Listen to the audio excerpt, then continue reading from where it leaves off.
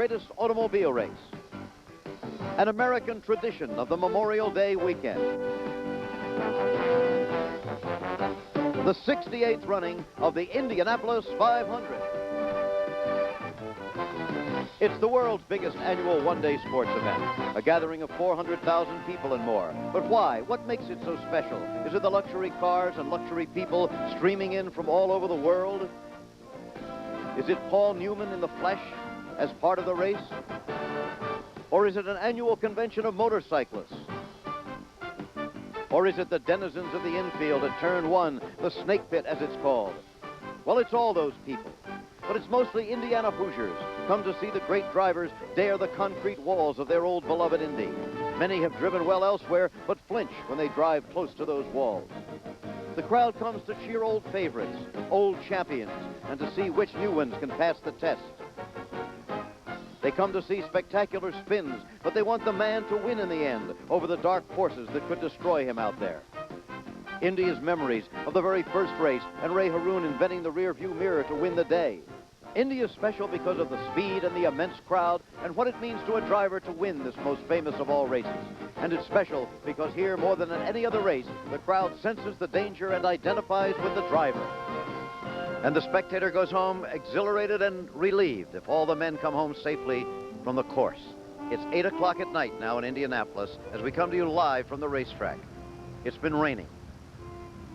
Less than 6 hours ago, 400,000 people and more were gathered here as 33 cars and drivers competed for this year's championship of the Indianapolis 500.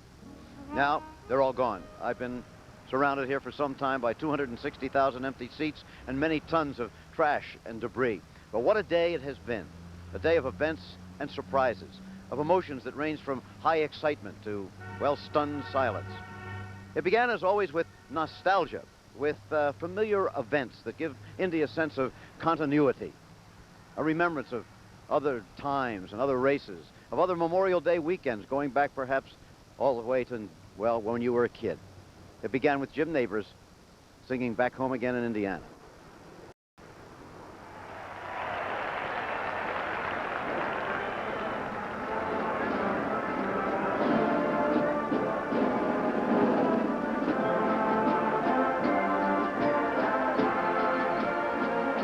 Back home again in Indiana, and it seems that I can see the gleaming candlelight still burning bright through the sycamores for me. A newborn day sends all its fragrance through the fields I used to roam. When I dream about the moonlight on the wall, how I long for my Indiana home.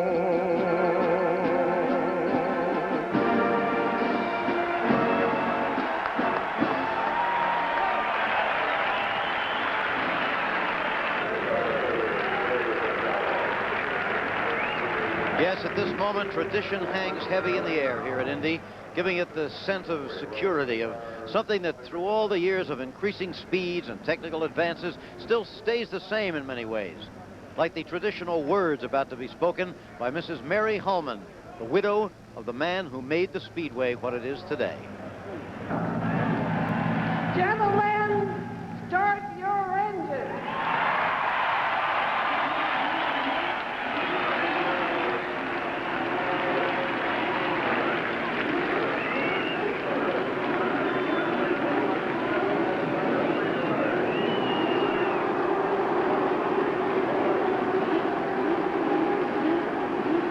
Now, the roar from the throats of literally hundreds of thousands of people because the moment is nearing as the engines start. Looks like everybody has gotten their engines underway.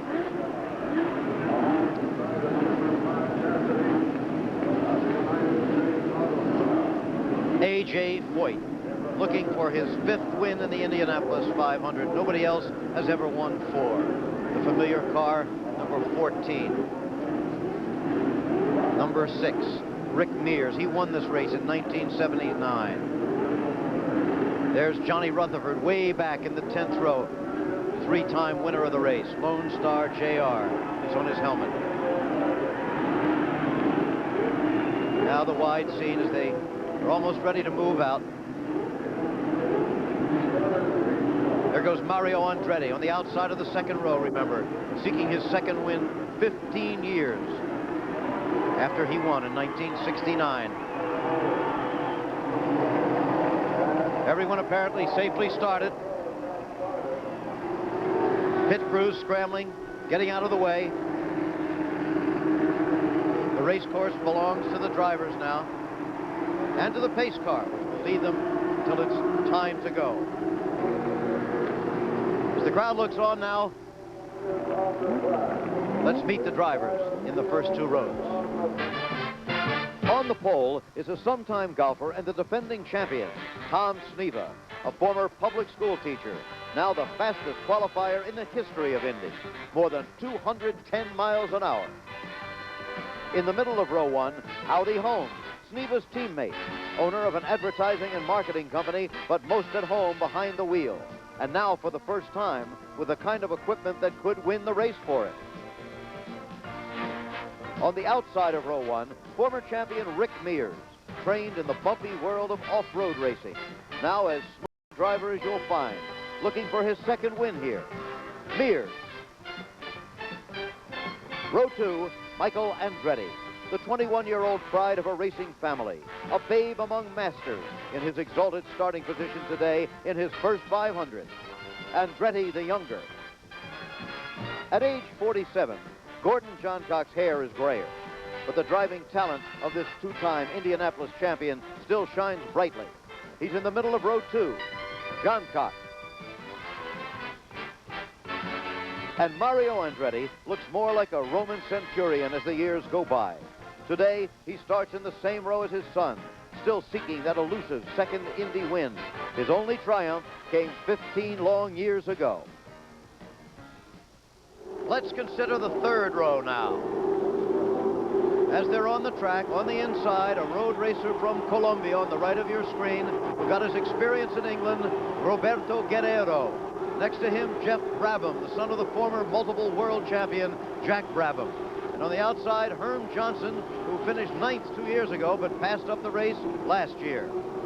Now to row 4, which contains more years of Indy experience than any other row in the starting field.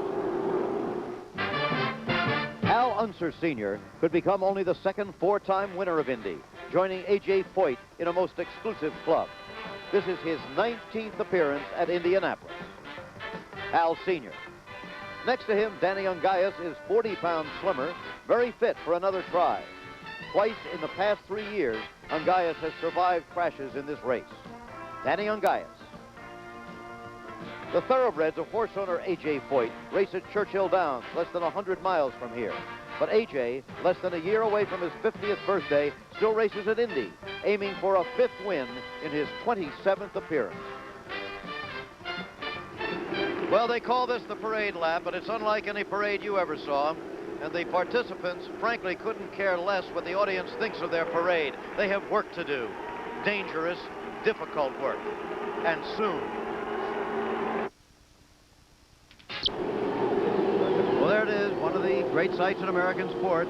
The car still on the parade lap before this immense crowd anticipating the start of the Indianapolis 500. I'm in our ABC commentary booth with my colleague Sam Posey, a man who has driven at Indianapolis and Le Mans, for that matter, most of the important racing circuits of the world. Sam, it seems to me that not only is this the fastest Indy field in history, but also there's more quality of drivers and cars going all the way back through the rows. That's it. I mean, you can talk about the favorites in the front rows, but deep in the pack, there are people that might bear watching. Let me give you an example. Danny Sullivan, a man about whom a great deal has been written lately. He's a jet setter with what is said to be an insatiable fondness for women. He has a secret plan that he hopes will win him this race. There's Kevin Cogan, who's driving the only all-American car in this race. Most of the cars are English. Fittingly, it's a Dan Gurney creation. That could be something very special. And lastly, a guy, you know, I don't like to make predictions, but the man I'm about to mention, I think is going to be fourth. I'm going to go out on that much of a limb. Al Holbert. He was the winner at Le Mans last year, and he has practiced for more laps here than anyone else in this month. He's done 1,600 miles of practice. He is going to be fourth, Jim. Well, you said it a couple of times. And there are still others. Let's take a look at some of them. A touch of the continent here. Teo Fabi, last year's pole sitter, sometimes seen on the ski slopes of Europe. Well, he was once a member of the Italian national ski team. You know, last year he seemed to have a message about this place that no one else had. He started on the pole, but this year the magic seems to be gone. Look at Al Unser Jr. The kid still looks like a teenager. With his wife, Shelley, there. Last year, Al drove brilliantly, but that brilliance was obscured by the controversial blocking incident in the latter part of the race. But a great young driver. Here's one of your guys, Bobby Rahal. I'm surprised he doesn't have a briefcase with him here. He has a button-down mind. He knows the engineering behind the car, how the sponsorships are organized, a big future. And way back in the 10th row, Lone Star JR. And you know, Jim, I think, and I hate to say this, despite his 3 wins, and of course the 4 wins of his car owner, A.J. Foyt, I don't think Johnny's got much of a chance this year. So far, he has made fewer than 20 laps of practice in this car. Count him out. Now let's pick up the remaining rows. You see last year's pole sitter, Teo Fabi, in the middle of that 5th row, young Al Unser on the outside. Row 6 there, featuring 2 road racers, Al Holbert and Bobby Rahal, and Tony Bettenhausen, the namesake of his famous father. In row 7, a racing writer turned driver, Pat Bedard, the oldest driver in the race, 50-year-old Dick Simon, and the veteran Pancho Carter. Lots of talent in row 8 with Chip Ganassi, former World Formula One champion Emerson Fittipaldi, and the popular young Mexican Jose Lagarza. Row 9, Gelhausen, Brayton, and Kogan. Row 10 there, Danny Sullivan, Derek Daly, and a 3-time Indy champion, Johnny Rutherford. And in the last row, Snyder, Firestone, and Neifel, who just got in the race the other day when Jacques Villeneuve's car was withdrawn. Now, let's meet our other commentators, starting with 3-time world champion Jackie Stewart, whose views you'll be hearing a number of times during our telecast. Jackie? Memorial Weekend is not celebrated in Scotland, so since 1966 this great day has only meant for me the Indy 500.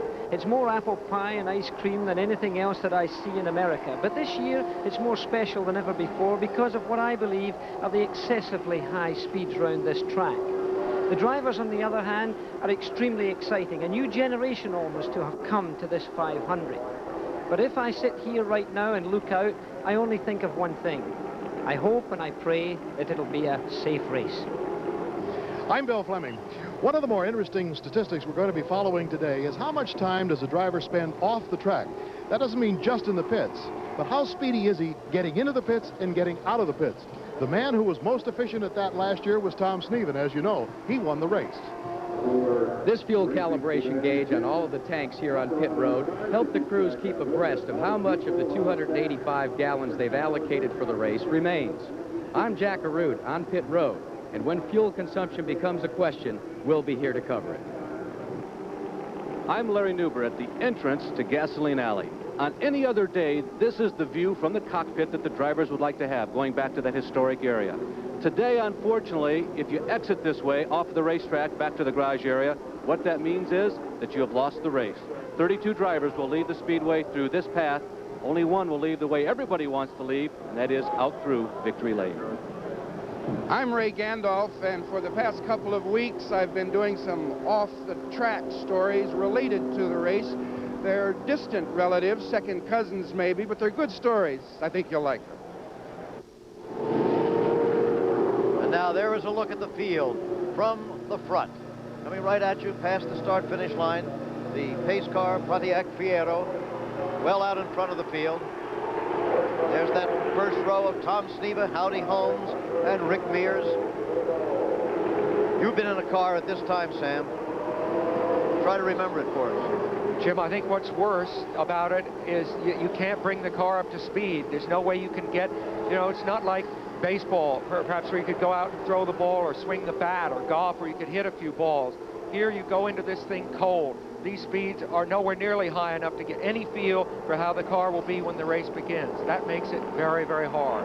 Isn't it remarkable in a sport of 200-mile-an-hour speeds how much patience it takes? Well, and we may see that become the fulcrum of the race today, Jim, because fuel consumption is an issue here. If you were to run the entire race flat out, it's possible that you might run out of gas. There are rules that can, or fuel, there are rules that limit how much fuel you use during the race. So yes, patience will be a very big factor. Tom Sneva right there, car number 1. Next to him, Howdy Holmes, the blue and white 41, his teammate. And in the golden car, Rick Mears, number 6. And you know, Jim, that front row, Howdy Holmes there, the least experienced of all the drivers in this leading group, and there's some concern. He's a very, very fine driver, but he's never raced at the front at Indianapolis before. And so the more experienced drivers like Andretti and Mears are afraid they might get trapped behind him and let Sneva get loose and establish a big lead. Look at that, more seats here than ever before. There are now seats for 260,000 people. With the crowd in the infield waiting for the green now. Looks like they're going to get it. Just a few seconds There's away. flag man Dwayne Sweeney. He has the green flag in his hand. Cars will come into view in a moment here. They're closely And the grouped. green flag is out there racing at Indianapolis. Rick Mears in the golden car going for the lead. Mears has the lead. Behind him, Sneva and Michael Andretti from the inside of the second row. Already, Jim, we have a new record. Mears is now leading his 6th consecutive Indy 500. No man has ever done that. It may be a day of records. I have a feeling about it. The bombs going off. Once again, remember, that's no accident on the race course or anything. It's just the ceremonial bombs indicating to the surrounding countryside that the Indianapolis 500 is again underway. 200 laps lie ahead of them. Oh! Little puff of smoke there. Yes. From Sneva. Absolutely. Well, that's untoward, of course, at this early stage.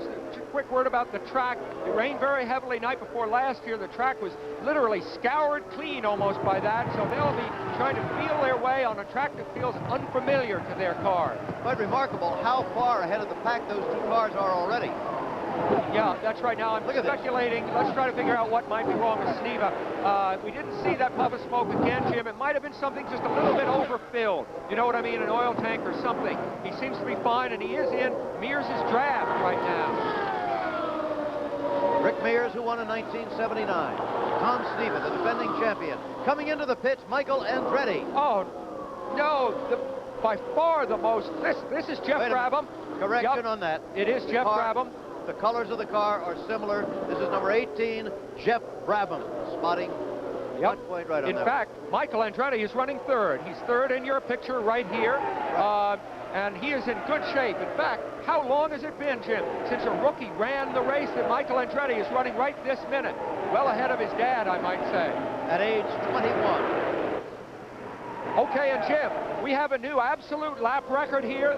The leader is going, Mears is going over 200 miles an hour at this point. The previous high was Sneva at this time last year, 197. So Rick Mears, you see him there in the yellow car, over 200 miles an hour. And mind you, the car is full of fuel right now. Jeff Brabham in the pits, right there, car number 18, son of the famous Formula One racing driver. So we have had the first competitive 200-mile-an-hour lap in Indianapolis history. Incredible, and this is a very good race. Now, whatever was wrong with Sneva at the outset does not seem to be wrong now. Remember some personal rivalries here. Rick Mears is the man that took over the slot on the Roger Penske team. The man following him right now, Tom Sneva, was fired from. So there are personal rivalries as well as those among the car owners. Mears still out in front. Both these men. Sneva, Michael Andretti, and his father right behind him. I know. Isn't that magnificent? Can you imagine, Jim, the experience of seeing your son ahead of you in the early part of the Indy 500? The 3rd and 4th cars, the blue and gold car and the red car. Michael Andretti and his father, Mario Andretti, behind him. A lot of drama lies ahead of us here at Indianapolis. I imagine. It's hard for me. even though I am a father, to imagine, Jim, the emotions that must be running through Mario now, because as obviously occupied as he is with the job of driving, the fact that his son is right ahead of him on the road, he's probably judging his performance, and I imagine a little part of him is hoping nothing goes wrong. No way I could imagine being in that position. It just isn't. So there are the 4 leaders in the early laps of the Indianapolis 500. Mears and Sneva and Andretti, father and son. Back at Indy, and there is Michael Andretti in the blue and gold car, passing Tom Sneva for second place. A duel's been going on for that second spot, and now Michael Andretti, the 21-year-old, youngest driver in the race, remember, has taken over second place. An amazing pass. You know, Jim, you described him at the top of the show as a babe among masters. I wonder if maybe we shouldn't be revising that estimate right now. The way he's driving, we certainly should. Rick Mears, of course, still leading the race in the Roger Penske prepared number 6 car. Some of the crowd looking on. There's Jeff Brabham in the pits. The steering wheel, you know, is removable for safety purposes and for quickness, getting in and out of the car, even in the pit area. There's the look down the straightaway. Let's have another look at that pass. Look at Michael. Well, that was the absolutely perfect pass. He was faster through the turn than Sneva was, drafted him for a moment coming down the early part of the front straight here, and made an absolute copybook pass. Wonder who he learned that from. I can't imagine. Every year we have many people watch, I think, who are not dyed-in-the-wool motor racing fans. Drafting, of course, means getting in the slipstream of the car, and you get an actual boost in horsepower, right? And speed. Well, yes, because the car, oops, here comes Gordon Johncock into the pits. This is unexpected, Jim. It's way too early in the race. We would expect the car to go about 24, 25 laps before a stop. Johncock, remember, a 2-time winner of this race, started in the middle of the second row. One of the favorites here. And one of the fastest, too, in practice. He did run a lap of 2:09 or I think 2:10 just barely the other day. So this is very discouraging. This is a man that could have won the race. There's George Snyder going by in that number 4. He's back in the back a bit. Up front, though, it is Rick Mears and Michael Andretti moving in on Mears. Well, this kid is really moving. Yeah, and this is the acid test, too, because it is in heavy traffic. Running alone on the track, that is something Michael Andretti's been able to do all month during practice. He has never had an occasion to run in a pressure situation like this. Now, is George Snyder there holding up Mears a little bit, allowing Michael to move in? Well, I don't think he's doing that intentionally. Remember, no, I it's early mean, in the but race. because he's slower. Yeah. All right, well, now this is critical, of course, because Mears has gotten clear and Andretti is stuck behind. This could make him vulnerable to Sneva, who's right behind Mears. That's right. Because when you're held up in a turn, right Jim, behind Andretti. I'm sorry, Andretti. Because if you're held up in a turn, as Michael was, you see? There goes Sneva. Yep. The white car number 1 moving right alongside, and now past Michael Andretti. Terrific racing. But Andretti driving intelligently, not just going flat out saying he's not going to get by me. When it's inevitable, he goes. Oh, yes, and I don't think, here's Howie Holmes. Yep. Teammate of Tom Sneva started in the middle of the first row, into the pits. Well, looks reasonably, no, they raised it up. The pneumatic jack, so they got a problem there. Oh, that's a disappointment. Howdy, of course, doing so well. It's, you know, Jim, I don't believe that when Michael Andretti was passed that it was a mistake on his part. There are times when you just get in a situation and the driver behind you sets you up perfectly, and that's exactly what Sneva did. That's my point, and Michael accepted it. When the guy beat you, let him beat you, then go after him again later. Exactly. It's not the last lap yet. Far from it. There's Sneva in the white car. Remember, he's in second place. Mears is still 200 yards up in front of him. There, he flashed by. There's Sneva. There goes Michael Andretti. And Jim, you know, the leading 3 cars are all these March cars. They're all made in England. They're all the same kind of car, and they have virtually the same engine, same horsepower, about 750. So when you see differences out here, it's differences in the driver, and differences in the way the cars are set up at this particular moment in the race. Well, let's see, I believe of the 33 cars, 30 of them are Marches. These cars you're talking about made in England. Yeah, isn't that amazing? Look at Holmes. They've now got the bonnet off the car, and it's going to take a while. He must be dejected because this has got to be, has had to have been the best opportunity that he might have ever had to win this race, driving for the Mayer team that has prepared his car and Tom Sneva so brilliantly all during the month. The Mare team was here with great success a few years ago with Johnny Rutherford winning the race for them. They've been out of it for a few years and come back this year with great power in their usual organization. The 400,000 still look on. We're at Indy. This is what they call the spark box, the ignition system in Gordon Johncock's car, and this is why he came in. He was getting an intermittent kind of thing with his ignition. Of course, the engine was cutting in and out. As you can see, it's a quick disconnect. You've got a 6-prong, a 4-prong, and a 2-prong plug. This part goes to the distributor itself. They were able to get it out of the car, put another replacement in. He's back out, and fortunately running very smoothly. So this was the culprit. Okay, Bill Fleming with that report from the pits on Gordon Johncock's problem. There are the standings as of now. The race goes on. The 68th edition of the Indianapolis 500 continues. Look at the racing on the course here at Indianapolis. There's the leader, Rick Mears, right behind him, Tom Sneva. Passing a slower car here. No, Sneva got tucked in behind. He couldn't quite make it. That's right. That slower car is driven by Dick Simon, the oldest man in the race, Jim, 50 years old. There's Sneva, though. He won't take too long to get by him. However, Sneva is now vulnerable to the same kind. In other words, he stalled out a little bit. And here comes Michael Andretti with his dad, Mario. Mario is now right behind Michael. You'll see them there. There's Mario pulling out to pass Michael. And the father has passed the son and now passes Dick Simon, or is about to, yes, does pass Dick Simon. And next we'll have the youngest driver, did not quite pass Dick Simon. No. And it dropped back behind him. No, that's showing off. Is that Michael, I think, pulling into the pits? Pulling? We'll double check it. That looked like Michael's car coming in. Peeling out. Now, is this too early for the first pit stops is the question. Yep, there he is. Yes, it seems to me, Jim, unless he's been using fuel at a tremendous rate, something is wrong. And yet it looks routine. It certainly does so far. Now, all right. This shouldn't take more than about 18 seconds. These early stops, by the way, you see they don't change tires.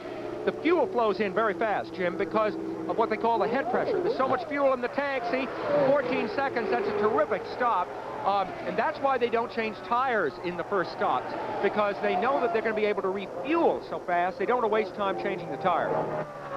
Now, the question is whether the other lead cars are burning fuel at almost the same rate as Michael Andretti. If so, they'll be coming in for pit stops very shortly. What a job these pit crews do here, as a matter of fact.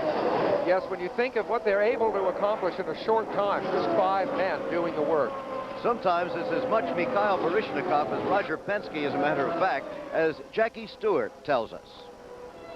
It might seem that ballet dancing is a long way from the sport of motor racing, but the grace, the poise, and the elegance in many ways are related.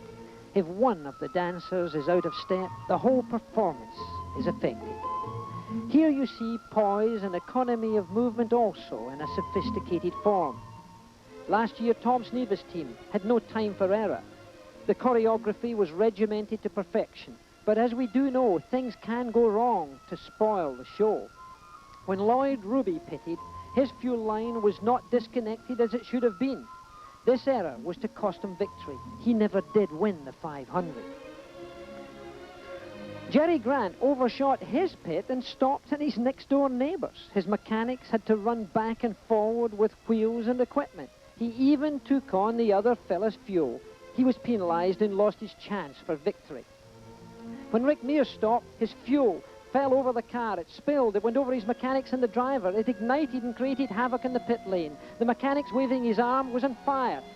Also was the driver. There's no flame from an alcohol fire. Then in his rush to leave the pits in 1982, he missed George Hearn Johnson's speed, and the two cars came in contact with no great effect, but it could have been a disaster. The darling of the 500 last year was Teo Fabi. He could have won. But fuel was everywhere. A valve had stuck open. The engine was still running as he stepped out of the car in disgust. He finally switched it off. It was no win for him. On the other hand, what this pit stop produced was a victory for Gordon Johncock in '82. Stage managed to perfection.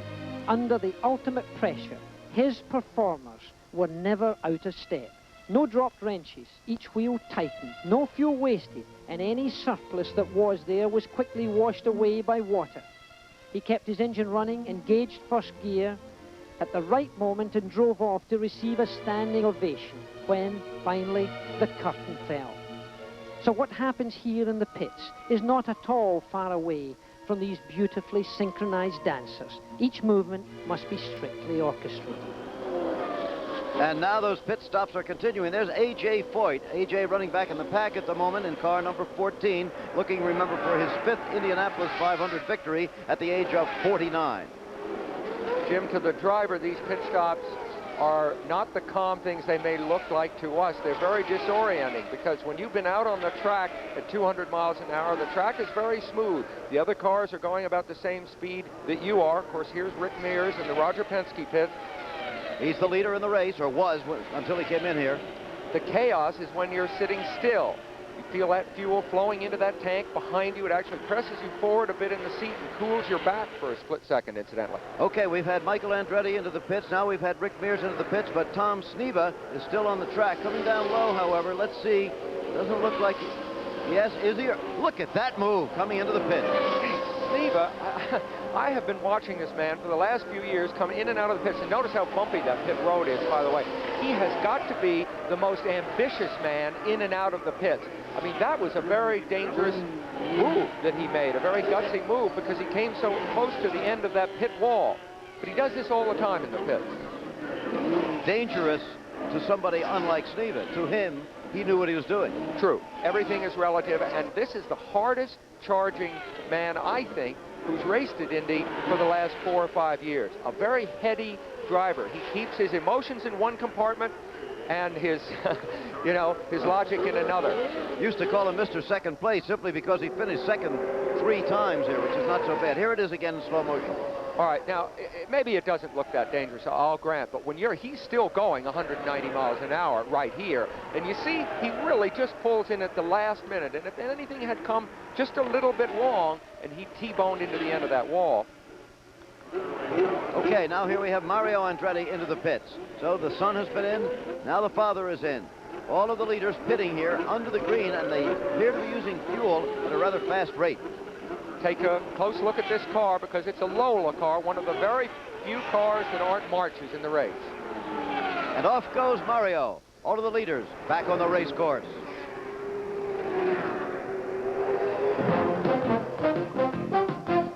Ray Haroon averaged 74.59 miles an hour in winning the Indianapolis 500 in 1911. Tom Sneva averaged 162.117 miles an hour in winning last year's race.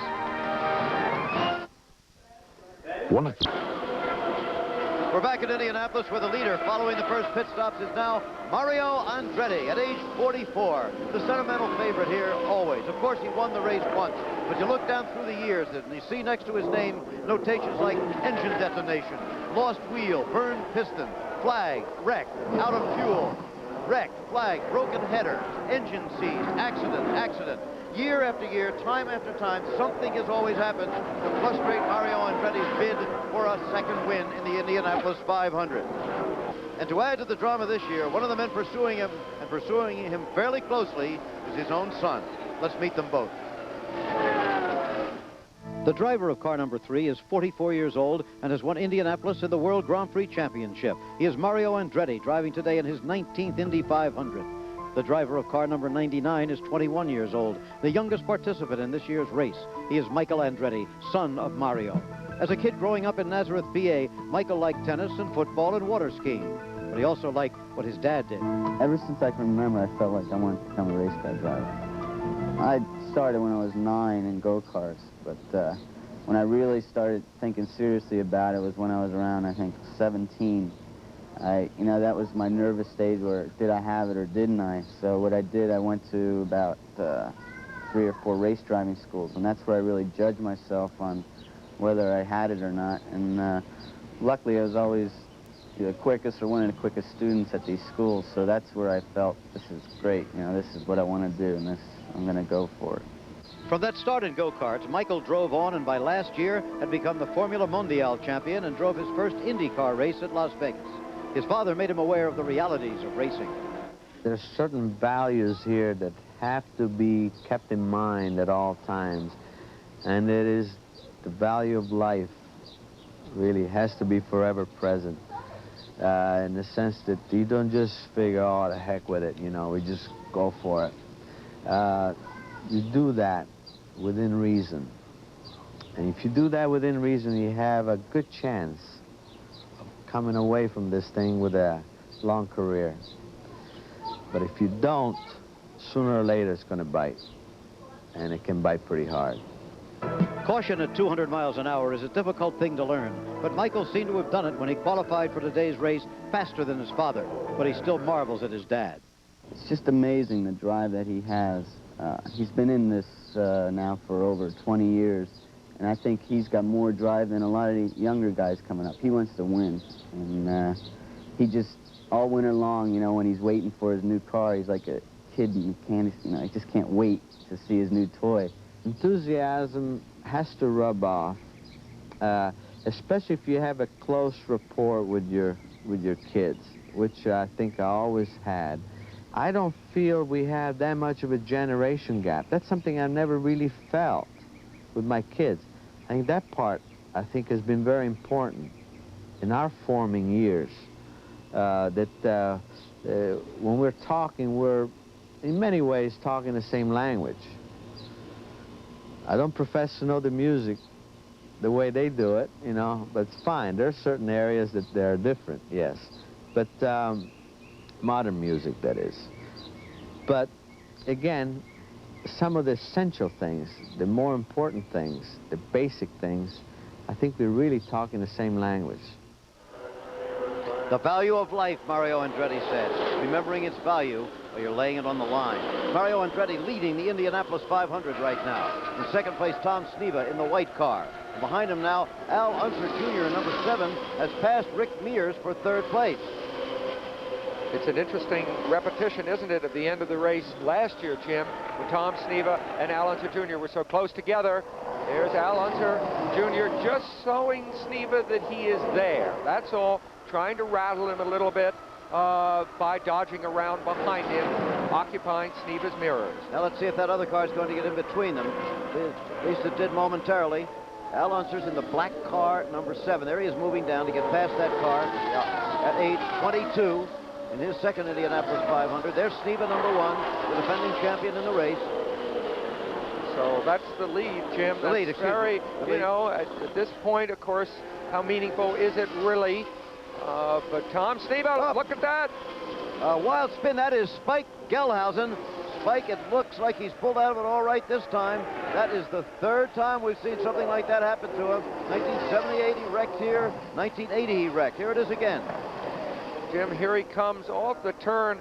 There's no, one might think that it was a driving error there. It looks as if he just came off wrong, but having driven these cars, you know, Jim, I don't think you can ever say for sure that it's a driving error because there's so many different things that can go wrong with one of these very complex cars. Okay, and again, Tom Sneva has slipped past Mario Andretti into the lead in the 1984 Indianapolis 500. The yellow flag is out. So we're going to take a break here. We'll be back for a lot more racing at Indy. Again, we're back at Indy. They're still under the yellow flag right now after Spike Gelhausen's spin. And again, he appears to be all right. We have the facility through Comtrack Radio to talk to Gordon Johncock. Sam, see if you can get him now. Gordon, this is Sam Posey. Can you hear me? 10-4, Sam. I have a copy on you, Sam. Okay. How is the crosswind? Is it windy?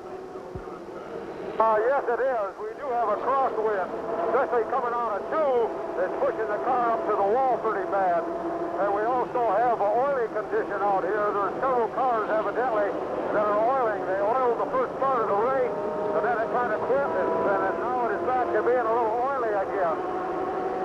Has Gelhausen's crash put any extra debris on the track? Negative. He didn't hit anything. He just made several spins and slid up to the wall. No damage.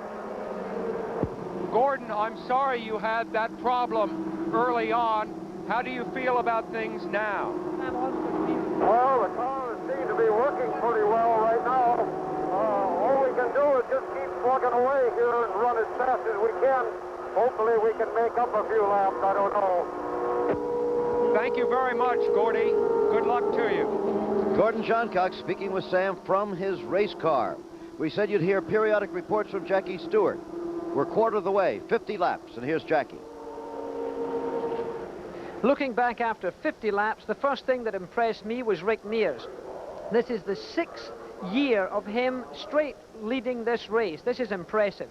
The other two impressive things, Al Unser Jr. has come from 15th position right up to 4th position right now. And Mario Andretti's son Michael driving a magnificent race, showing a little bit of inexperience, which you would expect in traffic, particularly when he was stalking Tom Sneva, who of course is the master at that. But Tom's car and Mario's car are so much better on the racetrack. They can drive on any part of the track. That's impressive. Guerrero from Colombia, by the way, is up into 5th position. He was the man that during qualification had part of his bodywork come undone and fly off the car. So that's pretty good that he's got himself up to 5th position here. Now let's have a look at the standings after 50 laps. So Mario Andretti is in the lead, Rick Mears second, Tom Sneva third, Al Unser Jr. in 4th position, Guerrero the rookie in 5th, and remember I did mention we thought while he was qualifying when the body fell off that a Zeus fastener had come undone, but in fact we find out that air got underneath the bodywork and that was the reason for it. Danny Ongai is up to 6th. Senior is in 7th, Theo Fabi 8th, Michael Andretti is 9th, and Al Hobart, another rookie, making up the top 10. Now, I'd like to run through the whole 33 cars here, but the Speedway have a problem in their scoring. They haven't been able to give us the rest of the field, so I do apologize for that. Cars out of the race. Jeff Brabham, sad for Australia after only 1 lap with a fuel line. Two-time world champion Emerson Fittipaldi from Brazil with an engine failure. He was out in 39. And Spike Gelhausen, he had a spin in lap 49.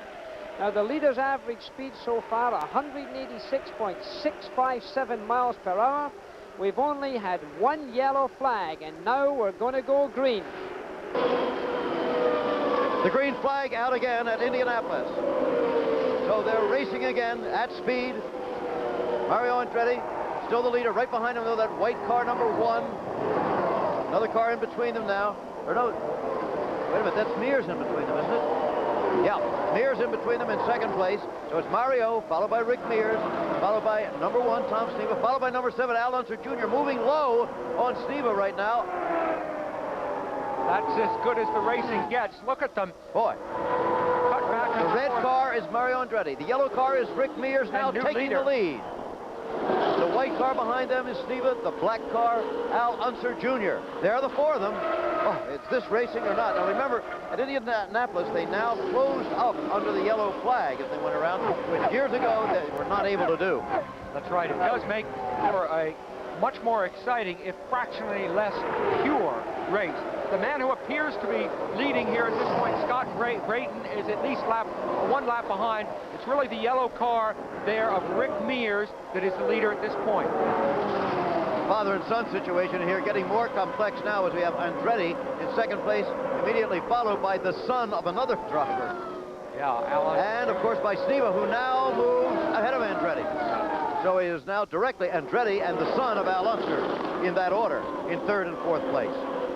Well, I said at the beginning, Jim, I thought there might be a little pacing because of the possibility of running out of fuel. I see no evidence of that. I can't remember as much of a cut and thrust race. You see Sneva pulling out past Brayton there. And we also saw young Al about to pass Mario, I think. We'll get back to that. Don't you have the feeling this is the best racing we've seen at Indianapolis in years? It certainly is so far. Pure racing all the way. Yeah, I think the fact that so many of the cars are virtually identical. As I said at the outset, 29 of these cars have the same chassis and the same engine. There, number 7, the black car, is Al Unser Jr. He has moved past the red car, number 3, of Mario Andretti. So Al Unser Jr. in 3rd place. And right behind is Roberto Guerrero from Colombia, the ex-Formula 1 driver, having his first taste of Indy competition. He's a rookie. And driving very well. There's Danny Sullivan in the center of your screen in the black car. Look at the immensity, the size of the crowd. Penske looking on. Penske making many of the strategic decisions that are essential to winning this race. Jim, long gone is the day when the driver wins it alone. And of course, Roger, as a brilliant businessman, has said, you know, he makes strategic decisions every day. Look at this, Sneva closing in on Mears again. Nobody can pull away. Each time a leader seems to pull away for about one lap, the man behind him closes in again. Right now, the factor here, I believe that's Tom Gloy. In between them, Jim, he's a rookie, and he pulled way out of the way. Yep. So no interference there from Tom Gloy, the rookie, 37 years old, as he is lapped. How close to that wall do they come exiting the turn? Well, during the days of practice that I was here, Jim, I saw tire after tire with scuff marks on it, from touching the wall. I would suspect that at least half the drivers in this race will touch the wall at some point or another. But when they're not touching the wall, if they do it perfectly, how far are they from the wall? You're talking about 3 or 4 inches? 3 or 4 inches. Okay. Yeah. Now, the reason they pull well away from the wall going down the straight, as you see them doing now, is to reduce turbulence between the side of the car and the wall. That's the reason for that. And the little extra distance that you have to move to, you know, get the car out into the center of the row and back doesn't really mean anything. And so it's Rick Mears in the lead, Tom Sneva in second place, and Al Unser Jr. in third place, and they couldn't be closer without touching. Oh, this is absolutely magnificent racing. You see the black groove there that's starting to develop. The track, I reckon, is not in tip-top condition. It's a little bit oily. There's a crosswind that's causing the understeer, the front of the car, to wash out a little bit as you come out of turn 2. A crash. We can't pick it up yet. I can't see who it is. Where the parts everywhere. Yellow flag out. This could be a very bad. Oh, this is terrible. Could be the worst crash that we have seen in Indy in years, Jim. I'm afraid the driver rescue equipment is in there as usual. I'm afraid. It looks like let's Pat not say it. Let's not say it until we are sure. Could be Pat Bedard, the racing writer turned driver, a man in his 40s. Yes, he's in there. I'm afraid he's in there in the front of the car. The engine gone. Front gone. However, that part is all in one piece. Well, yes, it is. And these are survival. Two of the worst crashes we ever saw were Tom Sneva and Danny Ongais. Ongais particularly, we thought might have been dead. Yes. And he's back in the race. Sneva's only back in, but fighting for the lead. Really? Let's see, is his head Jim, moving? I don't know, but it's very encouraging to see that survival capsule and there's no seems to fire. Be very much intact. There is no fire. There hasn't been serious fire here for quite a few years. Yeah. Well, let's see what we have in slow motion. See if we can see what happened. We just came in on the end of that. Still working on the driver. Tentatively identified as Pat Bedard. Well, you see that smoke. That's not it. Here it is over here. Yeah. Into the inner wall. The inner wall flying. there. Incredible. Well, you see it. Violence. Well, now you know what happens when something goes wrong at 200 miles an hour. You know, sometimes, you know, Jim, you really don't understand the speed. But the flying parts, again, do dissipate the energy. They, in a sense, give the driver a chance, rather than a solid car that gives all the force to him. Well, absolutely right. But it's only when you see something like that that the full knowledge of what 200 miles an hour means. You know? Incredible. Well, this one looks tough. Let's take a break. A sports up. The yellow flag still out at Indianapolis, and that is the car number 30 of Danny Sullivan. Now, something happened to Danny, presumably as a sort of aftermath of the terrible crash of Pat Bedard, on whom they are still working. Now, look at this. All right, there's the debris, of course, from the Bedard accident. Now, watch the right of your screen, and you will Danny Sullivan appears going what it seems to be much too fast. He hits Roberto Guerrero. That's the white car just to the right of Sullivan, who's now getting up into the air. Other cars dodging. It wasn't serious, but then again, it looks like an accident that in some ways really need not have occurred, Jim, had everyone slowed down enough. Certainly could have been serious. Jackie Stewart's been watching all this. Get his reaction to it. What you've just seen is not a racing car accident. it's like an aircraft accident. The total destruction of a car at that speed is incredible. Now, as I speak to you now, we have had no reports on Patrick Bedard's condition. But really, in my opinion, it's a synonymous accident with these very high speeds that I spoke of at the opening. In my opinion, they are excessively high. Only last night I spoke to the great Parnelli Jones, and I spoke to A.J. Foyt, and I spoke to the man who's fastest round this speedway, Tom Snever. They all said that they were all going too fast, because if something did go wrong, it was difficult to see life expectancy being in the correct conditions. It's this type of accident that I think should convince us that we do have to go slower around this racetrack and lots others. As Jackie said, there's still no report on Pat Bedard. They tell us that this is a little earlier shot. Maybe we can tell more, Sam. All right, you see that it's between turn 3 and 4. It's coming off turn 3. Now, let's watch here. Into the inner wall. You'll Yeah. see a flash of fire, I think. Yeah. Left side of your screen. Yeah, That is. that's it. All right. Now, that is not the fuel tank exploding. It could be friction. It could be the oil tank. And as we said earlier, the incredible energy that is absorbed by that tumbling and by the parts coming off, frankly, Jim, is what encourages me to hope for Pat. And I think if people want to see crashes like this at all, it's just because the enormity of a crash like this validates and proves the speed. Here's the crew. Pat So his pit Bedard. crew there, yeah. Now Pat on the stretcher being put into the ambulance. Well, you saw an illustration of seatbelt giving a man his only possible chance. Jackie Stewart with that. It's unnecessary to tell a racing driver to wear seatbelts. They all do. It's essential. 19 years ago, I came to the Indianapolis Motor Speedway and was introduced to the wearing of seatbelts in racing cars. Since then, I've always worn them in cars, both on the road and on the track. Of course, we need them in racing because of accidents such as this.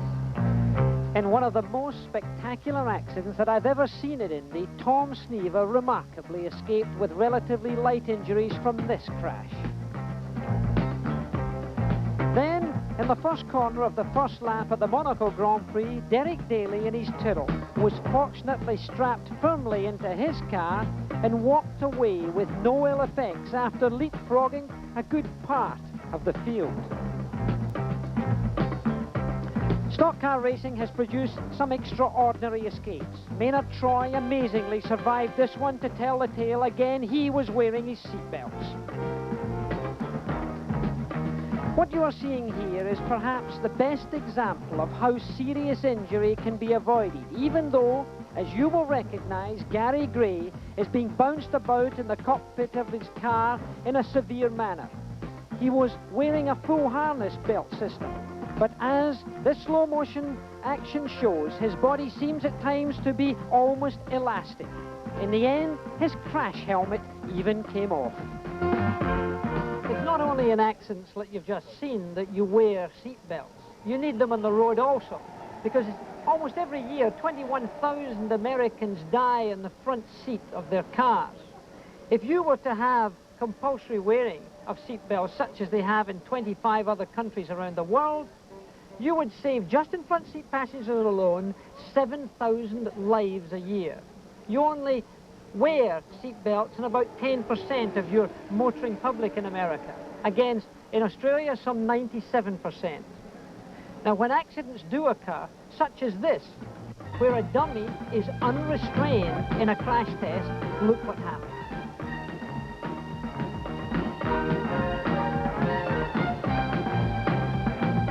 On the other hand, where the dummy is wearing the seatbelt, you can see it never reaches the windshield or the dashboard, and therefore gets saved from serious injury and perhaps death.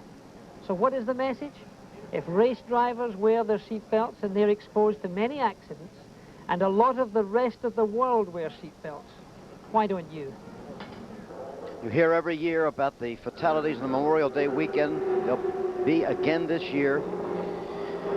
Make sure you're wearing your seatbelt. Let's go to Larry Nuber with Dr. Henry Bach. Dr. Bach, can you repeat the conditions of Danny Sullivan and Pat Bedard, please? Danny Sullivan is in good condition. Pat Bedard, we would list as serious right now till we're finished with our evaluation. Any details on Patrick's injuries? Not right now.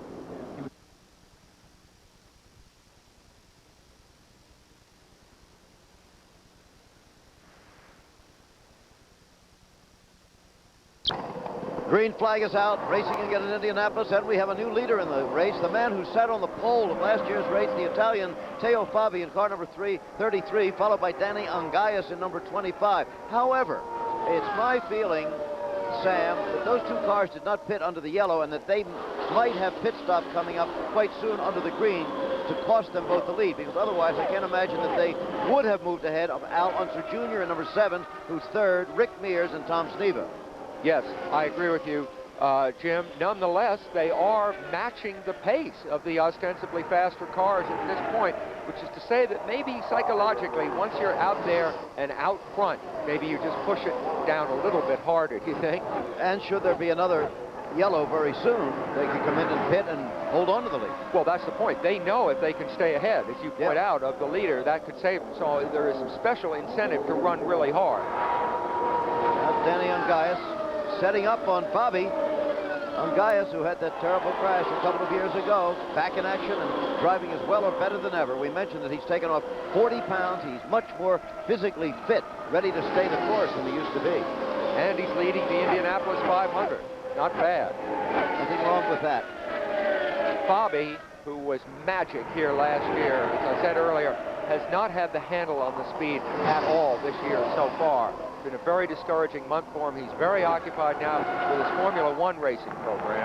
Look at Ongais beginning to pull it out a little bit in his black number 25. Yep. Tremendous comeback for Ongais. You know, you think, after we've just seen Pat Bedard's accident, you think of Danny Ongais' accident, and that didn't seem survivable either, did it, Jim? And yet, I mean, maybe there's something about racing that pushes our horizons further and further. They show us that things are possible that we didn't hitherto realize were Well, what possible. they've done with these race cars, as you said, in the realm of safety, is just unbelievable. There they go. Look at that. Yeah. Tremendous speed. Look at that speed. You know, in the turns, they are going 195 miles an hour in the turns themselves, and about 210 on the straight. There's the helicopter. We're told Pat Bedard is in that helicopter, will be airlifted to Memorial Hospital here in Indianapolis, just 2 or 3 minutes by helicopter, and he'll get instant attention. But now, look here what we have. Fabi retaking the lead of Danny Ongais. And look who's ghosting along right behind them there, young Al Unser. That's right, Al Unser Jr. at age 22. Then we have Sneva behind them and Rick Mears. There's the white and yellow car that flashed through your picture. Gordon Johncock into the pits again. Precautionary. I'm trying to figure out whether that would be routine. There's Unser making the pass of Ongais for second. That's coming into turn 1 there. That pass taking place right at 210, 215 miles an hour. And again, that's Unser Jr., the younger, not the 3-time champion of Indy. I think we're going to get another report now on the condition from Dr. Bach. Here we go, Larry. Can you give us an update on Patrick's condition? Yes, we just loaded him into the helicopter, I'm sure, as you're aware. We're still listing him as serious, but he is waking up. He appears to be reacting appropriately, and there's no major problems at this time. We'll still list him serious till they complete their evaluation down at the Methodist Trauma Center. Any specific injuries you can list at this time? Nothing that we can tell you right now. Isn't that an unbelievable report? I mean, it's an entirely optimistic report as far as it can be at this time from Dr. Bach. After what you saw Pat Bedard go through, that he is regaining consciousness at this point, talking to people, it's just, well, stay with the story. Just as you couldn't possibly believe that cars could lap here at over 200 miles an hour routinely. There goes Teo Fabi down in. And look at Sneva. Sneva coming on with little Al Unser. Sneva blowing right by to take the lead. White car of Tom Sneva, the defending champion of Indianapolis. Now here is Teo Fabi in the pits. He'll stop very neatly, changing rubber on the right side. Precision of the crew, but this is the crew that failed last year on Fabi's second pit stop, you recall? Not the crew, but they had a problem with the O-ring and their refueling. This gives you an idea. Even when something looks routine, something violent can go wrong in a moment. That was certainly a very professional pit stop, though. It was. Again, I point out the roughness of that pit lane. Jim, if there's anything that worries us, I think year in and year out, look at that. Young Al pulling out, and now neck and neck with Tom Sneva. Young Al Unser moving back ahead of the veteran Tom Snevers, the defending champion here. Wow. Terrific racing. So far, good news on Pat Bedard. Danny Sullivan, of course, also was involved in the crash, but he's back in the garage area now. In fact, we're going to have a word with him. So it's now Danny, you got involved in the Bedard incident. What happened? Well, actually, I got involved in an incident after Pat's accident. He had his moment and big accident there, I guess, in 3 and 4. We slowed down coming down the back chute. Number 3, the yellow was already on. Everybody was getting in line. And then as we went by the accident on the left-hand side, we were up against the wall. Somebody in front decided to stop and have a look at the accident and slowed right down. Fabi locked up his brakes trying to miss it, went up and closed up the gap toward the wall. Guerrero closed it up even closer, and I had nowhere to go and drove over the back of Guerrero's wheel. Danny, do you know who it was who stopped suddenly in front of all of you? No, I wish I did, but it wouldn't do any good. You know, I just can't believe that somebody'd stop on a racetrack to look at an accident. You went over Roberto's wheels, though, right? Right, I went over his left rear with my right front, and that was it. Was the debris on the racetrack a factor at all in your incident? No, they had us pushed up a little bit tight on the wall, but there was still no problem. The only thing was that I couldn't go to the left because one of the marshals was standing there, and I certainly couldn't hit him. So it was just a matter of trying to get it stopped, and I couldn't. Well, a frustrated Danny Sullivan, but he is at least totally well. There's Al Unser Jr., the leader in the Indianapolis 500 at the age of 22. The youth movement has certainly arrived this year in Indy. We've been saying for so many years there's got to be changing of the guard. Well, it's underway right now. Gradual, but it's underway. Up, and there is Al coming into the pits. Leader into the pits, making Tom Sneva in white car number 1 the leader again. I started to mention earlier the roughness of that pit lane. You see him bumping in there. It's the only part of the track that hasn't been resurfaced in recent years. You may wonder why they don't have half a dozen or a dozen people over the wall there. Well, the rule is only 5 people over the wall in any pit. Obviously, as you can see, they are not changing tires here, only refueling, and so it's a relatively rapid stop, and he's away. A neat stop for Al Unser Jr., but at this moment, Tom Sneva is again the leader. See how long that lasts. Well, for the first time today, a driver has taken something of a comfortable lead in the Indianapolis 500. Tom Sneva, the defending champion. No one has repeated as champion in this race since Al Unser, senior, in 1970 and 71, and he happens to be running second in the race at the moment. You know, Sneva is so interesting to me, Jim, because in this day and age when the car counts for so much, many of the drivers have a kind of ambivalence for their car, because when it's so good, then it diminishes your role. See what I mean? Well, one solution is to be identified with your car and its success. In other words, to know how to set the car up or to be a quasi-designer. Sneva has taken this route. In fact, even to the slightly disconcerting habit of referring always to himself as we. You know, whenever he describes a racing situation, I guess he means me, my car, and the team. Yep. But that is very real with him. He really does not see. Here's Al Unser Sr. coming into the pits, into the Penske pits. Contrasting Sneva, A.J. Foyt, for example, almost treats his car like a steed, like his horse, right? Parading it if it's going badly and fixing it, praising it if it does well. And you see what different generations they are. There's that bumpy pit lane with Sneva coming in very, very fast. You see how easy it would be to get a car out of control if you didn't have his skill, Jim. Al Unser Sr. now being pushed back out. Sneva still in the pits. That's the second place car. This is the first place car. Fresh tires there for Al Unser Sr. There he is, very calm. As you said, very much of a thinking man, too. Particularly on the aspect of speed here. In fact, Sam talked to him earlier about that. Well, I think it just gives you a little more time to react in certain situations.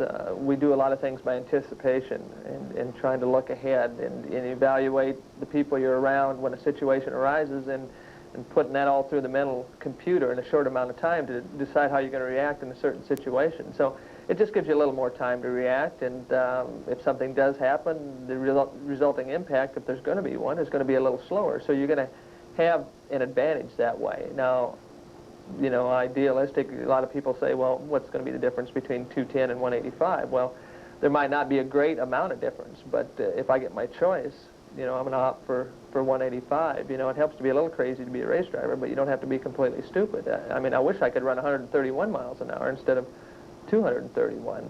I don't think they're going to let us do that, so you got to pick out a number that's going to be somewhat realistic to the people. Again, we don't have to run that fast to put on a good show. The show consists of good, close racing is what makes it entertaining. Here at Indianapolis, people like to see speed when it comes to qualifying. The rest of our series isn't based on that. For our series, IndyCar racing, to be successful, we've got to be entertaining, and what's entertaining is close competitive racing, and that's the direction we have to go. This place, Indianapolis, is going to make it, you know, no matter how fast we run or what the rules and regulations are, it's established it's going to be the granddaddy of them all. So we've got to be more concerned about what's going to make IndyCar racing as a whole, the sport, grow, and that's close racing.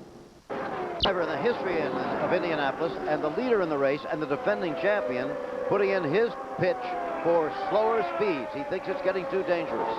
Yeah, and here he goes, putting a lap on Al Unser Sr. And you know, Jim, I'm not sure I agree with him, because history and statistics show that racing is safer today than it ever has been, despite the increase in speed. Well, we talk about speed. It's so hard to show it here. It really is. We put the cameras where we get the speed shot. You get something of the feeling. But maybe we can illustrate it for you, comparing it to something, well, that's very familiar. Let's try to do that. 100 yards is a very understandable distance to the average American. We all know that a track star can run that distance in less than 10 seconds. And here, we're seeing Tony Dorsett of the Dallas Cowboys on what turns out to be a 100-yard run in about 13 seconds. That's about as fast as man can run through traffic with a full load of football pads. Tony Dorsett in action. Now, I've mentioned many times that an Indy car on the straightaway goes a football field in 1 second, but maybe you don't believe me. So, we measured off 100 yards on the straightaway in Indianapolis very precisely. Then, through the electronic magic of television, we superimpose a football field. Now, watch the cars flash by. And then watch for the clock on the next car. Let's see how long it takes. He flashes by in, well, what? Hard to catch, wasn't it? So let's slow it down for you. Into slow motion now, the clock at the bottom. Here comes the car. Remember, he's going 120 yards. That's the field plus the end zones in 1.1 seconds, or just under 1 second for 100 yards. So that seems to make that point, I think. There is car number 1, Tom Sneva. We've passed the halfway mark. We have an official race right now. Jackie Stewart checking in with his periodic reports at the halfway mark. Let's hear from him again then. Jackie? So at the halfway mark, what have we had? Well, obviously the enormous accident of Pat Bedard. Dr. Bock told us that his condition was favorable in the sense that the significance of the accident was so enormous. That says a great deal for the way the motor cars are built here. The survival cells that these drivers are strapped into certainly save lives. The ways the cars are constructed today as deformable structures diffuse the energy as the accident goes on. But it's almost a miracle to me that Pat Bedard has lived through that accident. So let's wish him well, and let's see how his condition develops. What else has been happening out there? Well, I think the remarkable story is, of course, Al Unser Jr., who's come from 15th position, went on as far as taking the lead at one point. Danny Ongais also made his presence felt after his horrific accident back in 1981. It's nice to see Danny Ongais because he got into the lead also. A peculiar story is the A.J. Foyt Jim Gilmer team, because they've got 3 cars entered in this race this year, with a total over the drivers and Jim Gilmer and A.J. Foyt of 66 entries in this Indianapolis 500, and after all, it's only been going on for 68 races, so that's impressive. However, none of his drivers, Rutherford, Foyt or George Snyder, are in the top 10 as I speak to you now. The road racers are doing very well. Rick Mears, of course, was an off-road racer, but it looks like the new generation of Indy driver is being competitive. Now, let's have a look at the standings at the halfway mark. Tom Sneva is in the lead. Al Unser Jr. up into second position. Rick Mears, Mario Andretti, Michael Andretti. The son follows in the father's footsteps with in sixth place Bobby Rahal. Guerrero's in seventh. Al Halbert, another rookie, in eighth. Al Unser Sr. is in ninth and Teo Fabi 10th. That means the two father and son combinations are in the top 10. Cars out of the race so far after 100 laps. Brabham, Fittipaldi and Gelhausen, they're all out. After them, of course, Bedard with that horrific accident. Danny Sullivan with the aftermath of that accident, broke a wheel and damaged the bodywork. Canassi went out with electrical problems. Derek Daly, who's had a very difficult month of May with handling problems in his car, he's dropped out of the race. And Tony Bettenhausen blew a piston, so he's retired. Now, the leader's average speed has dropped to 160.772 miles an hour because of the Bedard accident. Took up a lot of time, and we've had 2 yellow flags. So we'll be back for more racing at Indianapolis after this. Indianapolis 500 is limited to the 33 fastest cars selected in 4-lap trials. This number is determined by an old standard of the American Automobile Association of 1 car for every 400 feet of track. There's Teo Fabi of Italy coming into the pits at Indianapolis, the man who sat on the pole last year, who has already announced that he's not coming back to Indianapolis, or he says anytime in the future he's going to drive a couple of years of Formula One. That's his intention, and then hang it up. He doesn't want to stay in the sport too long. Fabi into the pits. There is the leader, Tom Sneva, in car number 1. By the way, Fabi going in so slowly, Jim, is to suggest some kind of a problem there. Have a look at that groove, the dark groove. That, of course, is the safe racing line where you, well, there's the story, I guess. Okay, Fabi out of the car. Looks like that is probably it for the day. We have seen cars get back in the race after the driver got out, but not too often. Oh, I'm sure he's out of it now, though, as far as having any shot to win. I was going to say, there's that dark groove, that gray area above it is treacherous. That's where the dust accumulates, you know, that's blown off the tires and the cars and so on. It's almost like an ice skating rink up there, so you won't see people. There's Sharon Sneva, of course, Tom Sneva's wife. Looking pretty well under control about things. Well, he's got things pretty well. He's chewing the gum, though. Yeah. I would be, too. There's our man out there, Tom Sneva. For example, right there would be a reason to be nervous. Passing Chris Neifer, who stays cleanly out of the way, though. But still, when you pass any car at 190 miles an hour, whoa! Whoops, Jim. Gordon Johncock coming into the pits. Look out. Look at that. Gordon Johncock. Watch out for the... Oh, wow. How he missed everybody, I don't know. Look at the guy behind him that he almost hit. Yeah. Gordy throwing his steering wheel out. I think he's okay. He's not seriously hurt. Yeah, he's pointing to the front of the car. He may have his feet caught in there, you know. All right, there he is, the right of your screen. It's amazing. I was talking about that groove. He was wide of the groove, Jim. He was right behind Sneva. Gordy, in the few laps before this, had been doing speeds at about 204 miles an hour. Look what could have happened. Look at the end of that pit wall. If you hit that, you're finished. Incredible. And if his speed had been greater, he could have flipped over that wall. This was fraught from moment to moment. Now he could have hurt somebody other than himself. This is the closest we've seen to the kind of a pit crash that we've dreaded for years in Indianapolis. Had the speed been more tremendous, it would have been awful. Remember, he hurt himself very badly, hurt his ankle last summer in Michigan. And I just hope he hasn't re-injured it in some way. He did look like he was in pain, no question. Jackie Stewart, would you like to have a look at this? Well, Jim, I see Gordon Johncock doing something here that only spells an enormous amount of enthusiasm. It's one of our super slow motion camera shots here. He steered into the wall after he hit it with his rear right. He steered into the wall to try and stay on the wall all the way down the racetrack. I've hit the wall just at that very same place as Gordy did, and I know the feeling. It's an enormous jar, but he did something that a younger driver simply wouldn't have done. He really steered into the wall to try and rub off as much speed and stay on the racetrack rather than come across and be hit by other cars coming on. But what could have happened here with all these gas tanks there, I fear to think if it happened in different ways. If he had climbed over that pit wall, it would have been absolutely awful. And I did see there, in fact, a parked car, which I suspect might have been Teo Fabi's car. That could also have been adding the trouble. But my goodness, he handled it well, but it could have been much more serious than it's turned out. And had he not scrubbed off that speed, those things could have happened. And there's Gordy on the stretcher right now. Ray Gandolf is with us today. You saw him at the top of the program. He's been wandering about and found something for us. In fact, we're going to look at it right now. Ray Gandolf. The oval is not 2.5 miles like the one at the big speedway, more like 100 yards. But the checkered flags are out, blowing in the breeze. The vehicles are primed and ready, right down to the advertising logos, just like the big time. The sponsors donate the tricycles. Some of the drivers ready to take their parade lap are nervous. Some are cool, just like the big time. And was there ever a parade grand marshal as grand as Mary Stewart? The rest of the year, Mary Stewart is the coordinator of this preschool and kindergarten learning center in southeast Indianapolis. This day, she's also the overseer of the 7th annual Mini Big Wheel 500. The parade is over. It's time for the races. On your marks, get set, go!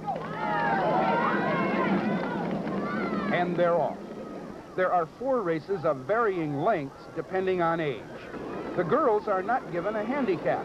After all, nobody at the big track gave Janet Guthrie a head start. There is some genteel rooting by parents, teachers, and friends, but none of the carrying on you find at the Speedway infield. Fender benders are common, but on this race day, nobody took a header, and there were no injuries, not even a skinned elbow. After Shane Carmichael crossed the line, a clear winner in the final race, the floats were judged. Our favorite, the balloon, got honorable mention. Then the 4 winners took a victory lap in an Indy pace car. There they are, Brian Cook, Quentin Spivey, and Jason Cartwright, along with Master Carmichael. Well done, gentlemen. Hundreds of thousands of people moil around at the big speedway and spend a lot of money watching drivers risk their lives to make a lot of money. The price of excitement comes high. Here at the Mini Big Wheel races, a couple of hundred people seemed at least to have as good a time, certainly a quieter time, a safer time, for free. Are the kids trying to tell us something? Okay, Ray Gandolf, the yellow flag's still out, so we had time to bring you that Ray Gandolf report. We'll be hearing from a little bit later on. Jack Arute is down in the pits right now. He has a report on Teo Fabi. All is not going well down here in the Teo Fabi pit. Of course, the car was pushed back here, and Teo walked back to the pits and walked right straight through the pit area to the garage area, to Gasoline Alley. Jerry Forsythe and Barry Green grabbed him and said, let's get back in the car. Teo said, it's no use. We're 5 laps down. Heated words ensued, and Teo got back in the machine. Little dissension among the gang down there in the Teo Fabi pits. Now there's John Cox's car being taken away. There'll be a little delay. Let's take a break. The Indianapolis 500 continues. Green flag out again. Stephen, number 1, now trailing Rick Mears in the yellow car. Rick Mears has regained the lead. Stephen and Al Unser Jr., Roberto Guerrero, the rookie from Colombia, and Al Unser Sr. The one father-son combination still going strong. The Andrettis have dropped back a bit. There's Al Unser Jr. taking a very low line through there. He's been very confident all day. There's the leader, yellow car, number 6, Rick Mears. He is on the Penske team. In second place, Stephen from the Teddy Mayer team. Third place, Al Unser Jr. Packed in the black house. car. A packed house. Isn't it something to see them flashing by 400,000 people every 45 seconds, which is how long it takes to get around. I don't know. Here. We can only guess. They don't give out an official attendance, but it certainly should be well over 400,000. Could be the largest crowd they've ever had. Bill Fleming is at his station in the pits. Wonder what's been happening to Mario Andretti. He's with his crew chief. I'm with Darrell Soppy, the crew chief of Mario Andretti. And Darrell, one of our questions is, why has Mario dropped so far back? Well, we're having a little bit of an engine problem. The thing's dropped down about 400 revolutions a minute, so As soon as it started going away, he started slowing down. Up until when we were leading the race, the engine was fine, and then all of a sudden he just started going back, and he told me the engine was starting to run poorly. So there's a problem with the engine. We're just trying to hang in there. Well, 400 RPMs at 11,000 doesn't sound like very much. Well, that's enough to drop you back where we are. It definitely hurt on the straightaway speed. Do you think you can do anything in a moment's notice when he comes in? Not really. We don't really know why it dropped the RPM, so we'll just have to hang in there. Hang in there could be the slogan of Indianapolis.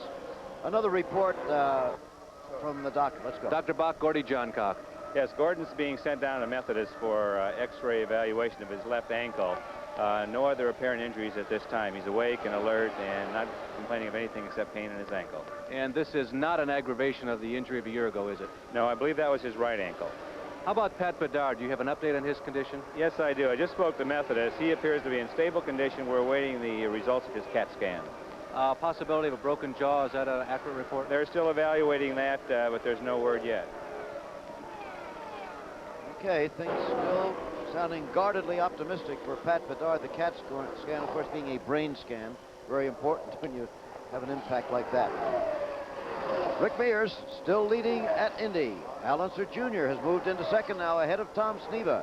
Then Guerrero and Al Unser Sr. Still a ways to go.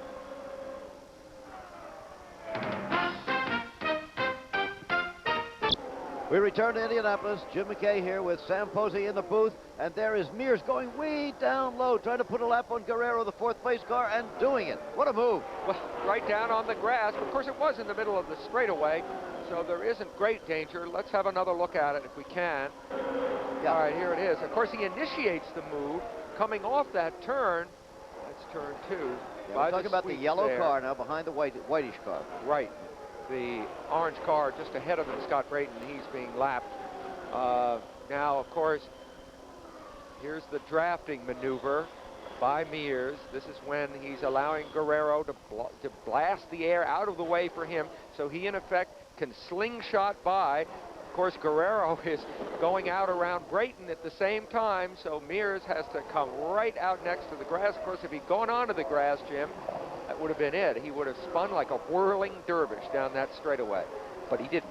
Just a matter of no more than a foot. Yeah. Probably just inches. Neat staying move. away from the grass. Neat. I really you like to that. Admire it. Oh, I think it's terrific. Rick Mears. With good reason. We're at lap 127, by the way, returning to the action now. Lap 127, and, well, I should think that the physical demands might be coming into play pretty soon. We'll be talking about that. There is Rick Mears, the leader, a young man who is in very good physical condition, keeps himself in shape, as just about all of the drivers do today. Of course, but conditioning or not, think of the G-forces, 2.5 to 3 lateral G-forces in those two. Rick Mears of Bakersfield, California. Is he in physical shape? Well, you, Sam, talked to him a little bit earlier about the physical demands of the sport. It's never much of a problem at this track because you don't have the banking. You get to Atlanta, Michigan, those kind of places, the high banks, there's where you really feel it, and that's where it can get to you. But here you kind of get into you feel it at first. Your arms get heavy. Your legs, your left leg is being mashed over against your right leg. And, you feel those things at the start of the race, and say for the first 20 or 30 laps. And then pretty soon you get acclimated to it, and you're almost immune to it. And you're just thinking about what you're doing and what the car is doing, and all that just becomes irrelevant, so to speak. You just no longer think about it. Rick Mears, the leader.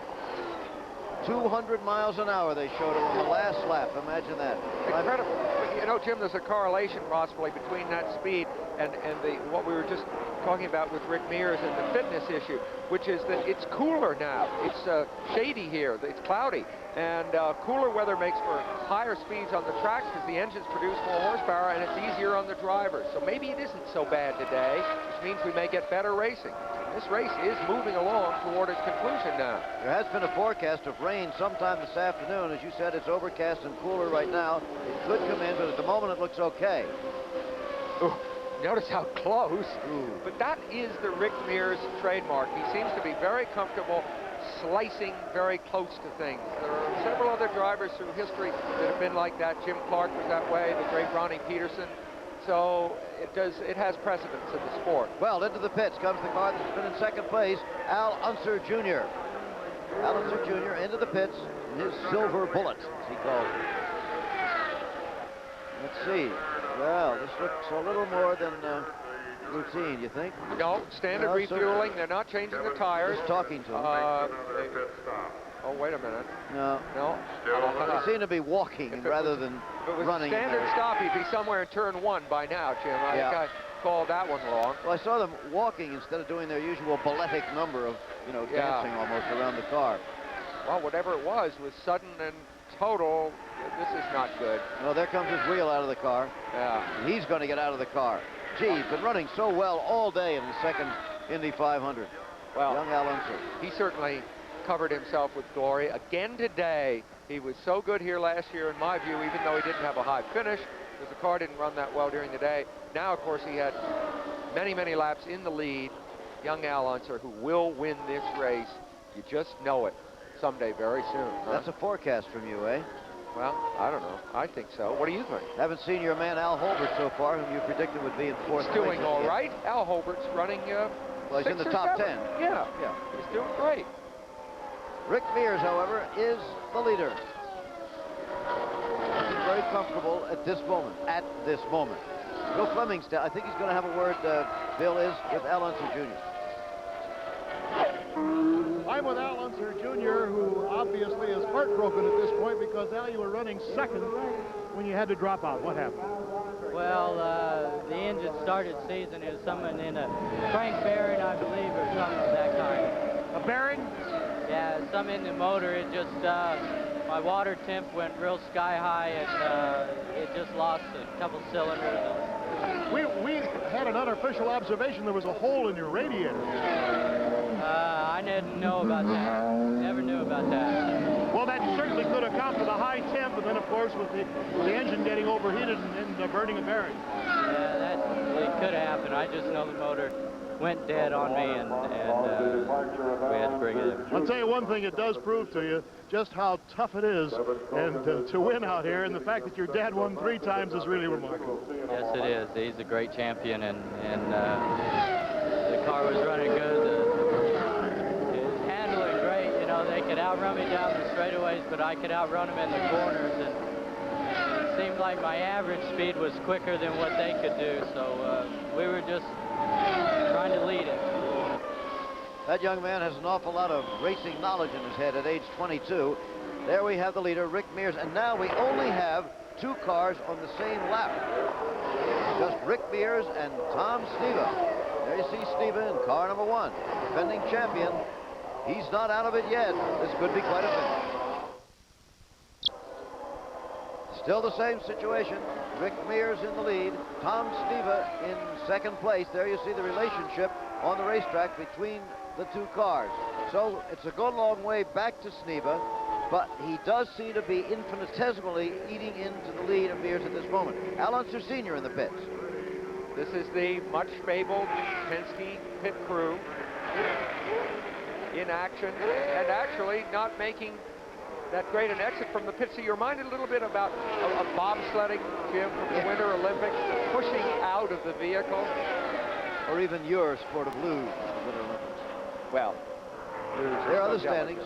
Mears and Sneva on the same lap. 1 lap down, Roberto Guerrero. What a debut in Indianapolis for him so far. These road racers that are coming into this sport, I say this, with some pride, having been a road racer myself, have the kind of all-around skills that it takes to adapt to this kind of racing. I might also say, all right. All right, here he comes into the pits. Yep. Leader into the pits, normal up to this point. Seems to be coming into the normal speed.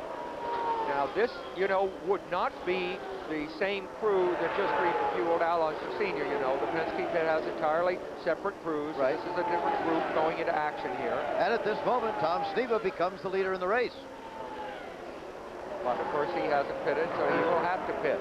So there's a good battle starting to shape up between Sneva and Rick Mears, who you see here. Good pit stop for Rick Mears. Has the making possibility of what they call a trophy dash to the finish, huh? Remember when we had Mears a couple of years ago with Gordon Johncock, and he lost the race by 16/100ths of a second? That was the closest Well, finish. here comes Sneva for his pit stop now. Of course, the finish you mentioned was the closest ever in the history of Indianapolis. Here's Sneva in. Again, it looks routine.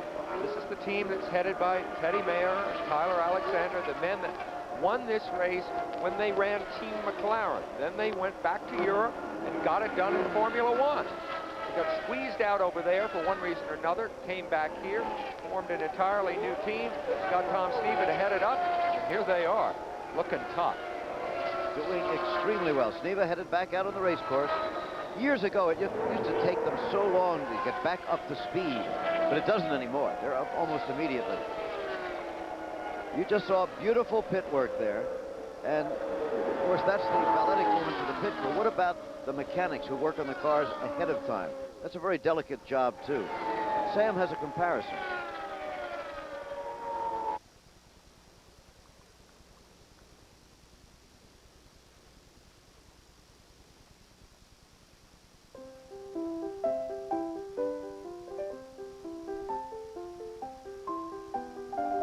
Sylvia Mayuri has played the piano since she was 6. Her hands, trained by thousands of hours of practice, almost have a life of their own. She thinks and they act. There are other professions in which a person's hands, whether through their strength or delicacy or dexterity, perform tasks far beyond the capabilities of the ordinary person. One thinks of surgeons or carpenters or sculptors like Bill Grimes. Dennis McCormick is an Indy mechanic. Like all top mechanics, his hands are powerful. They are also remarkably deft, capable of performing a wide variety of jobs, including some in which he must work in places he cannot see, jobs that involve threading his fingers into the narrow innards of the car.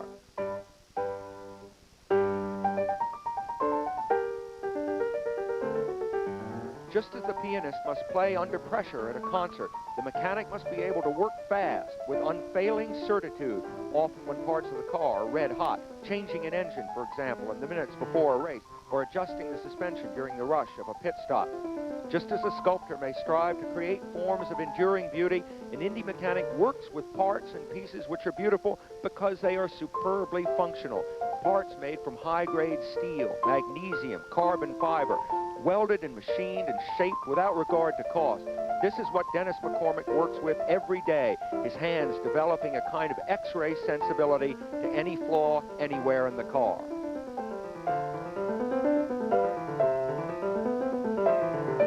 Bill Grimes knows when something is wrong too, when a form has not attained the strength or grace he intended, and he will work until he makes it right. Sylvia Mayuri knows when she has hit the wrong note or played with less feeling than the music deserves, and she will practice and get it right. But if Dennis McCormick makes a mistake, he may not find out about it until his driver is out on the track. Like any racing mechanic, he does his best and hopes that it was enough.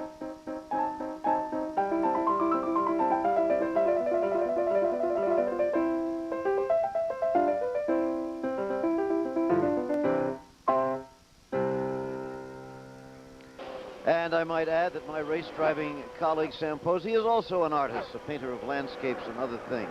There's a nice piece. Rick Mears still leading at Indianapolis. Tom Sneva in second place. He leads by about 10 seconds in the race right now. What we'll be watching is whether Sneva begins to chew into that lead of 10 seconds. Jack Arute right now is down with the team leader, Roger Penske. Here in the pits with Roger Penske, and Roger, you're 11 seconds ahead at this time with Rick Mears. Are things going according to plan? Well, hopefully we can make it on one more stop. Everything, we put a set of tires on that time, so we don't have to put one on the last stop. We just fuel it. We don't have to make a mistake, maybe a slight wing adjustment, but still a long race to go, just keeping our fingers crossed. Well, you've been doing a lot of calculating, though, for the fuel consumption. Does it look good right now? Our fuel mileage has been better than we expected, so we made a long run there so we could try to just make one more stop, and hopefully it'll pay off. Seems to be the only major problem down here is a lost rear view mirror that came off the left side of Rick Mears' car. Well, his hair has turned to silver, but the wheels are still turning inside Roger Penske's head as cleverly and as quickly as ever. Here again, his man leading the race, Rick Mears, trying to win the Indianapolis 500 for the second time. There are the standings at this moment. 2 rookies in the top 5.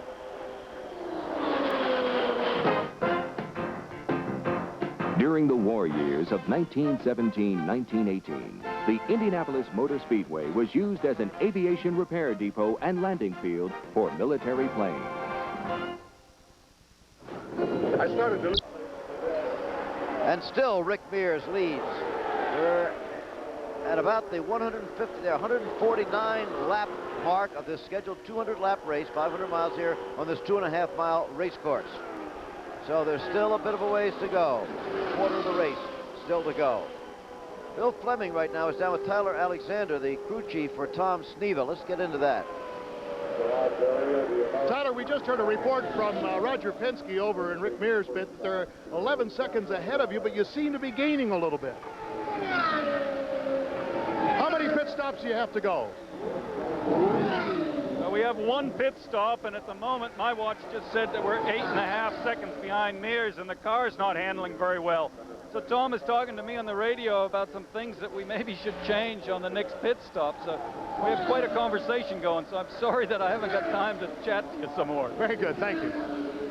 Okay, a very busy Tyler Alexander. The most significant thing is it's 8.5 seconds now. It was 11 seconds not too long ago. So despite the handling problems, Tom Sneva here is moving in just a bit by bit, but he's got plenty of time to catch up if he can continue doing that. Oh, yeah, there's plenty of race left here, and I must admit, I'm moving forward on the edge of my seat. You have that feeling? I do have that I feeling, think we might be headed for a showdown. Again, the relationship between the 2 cars on the race course, shorter than it was before. There's the possibility of some rain. Look! Up a spin. That is Roberto Guerrero, the rookie who's been running so well, but he's under control. He didn't hit it, and he didn't stall it, Jim. What a beautiful job. He didn't stall it. These cars always stall when they spin. To avoid stalling, you have to whip your foot in on the clutch. You see what I mean? Yep. And he did that. That's incredible presence of mind. And I must say, you know, in Formula One, when the turns are slower, they're more apt. Here, of course, Sneva coming in now that there's a yellow out. In Formula One, they're, shall we say, a little more used to spins where they can afford them. And Guerrero, incredible presence of mind. I mean, all right, he lost control, but what he did after that was absolutely brilliant. I mean, you know, I think so many other people would have wound up in the wall there without any idea why. Comparatively young in the sport, the young man from Colombia. But here is Sneva in the pits. Remember, that was his crew chief, Bill Fleming was talking to just a minute ago. Now Tom back out again, another efficient pit stop by the Teddy Mayer crew. Well, the things Tyler spoke of trying to change, they did, of course, make the tires here. Here comes the leader. Mears. Changing the rear tires, Jim, as you well know, means changing the handling of the car, because the tires these days are not quite the same diameter. No two are quite the same. So you change the tires and you get a little bit different handling combination. Okay, and there goes Mears back out again. I think it's time now to check in with Jackie Stewart periodically. We're now at the 3/4 mark of the race. Oh, look at that. And here he is. Before this yellow came out right now, we had quite a spectacular set of circumstances. We had 3 rookies in the top 6. A.J. Foyt had entered the top 10. The Penske Panthers were roaming again with Rick Mears very much in control, it looked at this stage. Mears very controlled. He's been the quiet man of the month here at Indianapolis. Everyone's been paying more attention to Andretti, to the young Charger, so to speak, and Mears has been sneaking up on them all and finds himself in a very good position. Tom Sneva still can't be counted out. Remarkable that the Tyler Alexander, Teddy Mayer team should have the 2 cars that they have entered, fastest and second fastest at the start, and certainly Tom Sneva is not out of this motor race yet. They're still in contention. Now let's look at the order.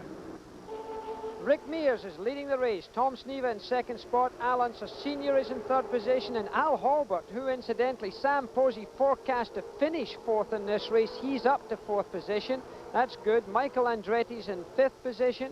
Danny Ungayas, Guerrero, Rahal, and A.J. Foyt is in 9th position.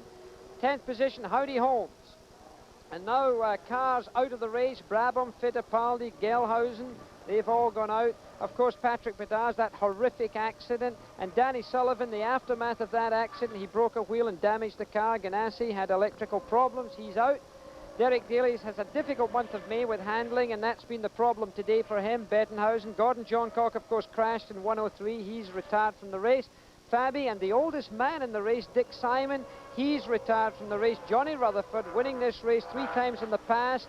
He's had a very difficult month of May, even qualifying, so he's retired. Al Unser Jr. retired. Kevin Cogan in the only All-American car of Dan Gurney's with a stock block engine. He's retired. Pancho Carter, he's out also. Scott Brayton, with transmission, went out in 1 lap of 150. Then the leader's average speed is 162.965 miles per hour. We've had 4 yellow flags, and we're still under the yellow here, and we'll be back after this commercial. Continues. Continue it does, and here is Mario Andretti, number 3, into the pits. Look at the front wing. He's had an incident on the course, getting out of the car. It looks like the bad luck that has dogged him for the past 15 years here, since he won the race in 1969, has got him again. Jim, I saw Mario sitting out by the swimming pool the other day. He had his swimming trunks on. He had his cooler sitting by him with his wife. Here comes that incident. Now a replay as he's coming into the pits. Yeah, Jose La Garza in front of him, is it?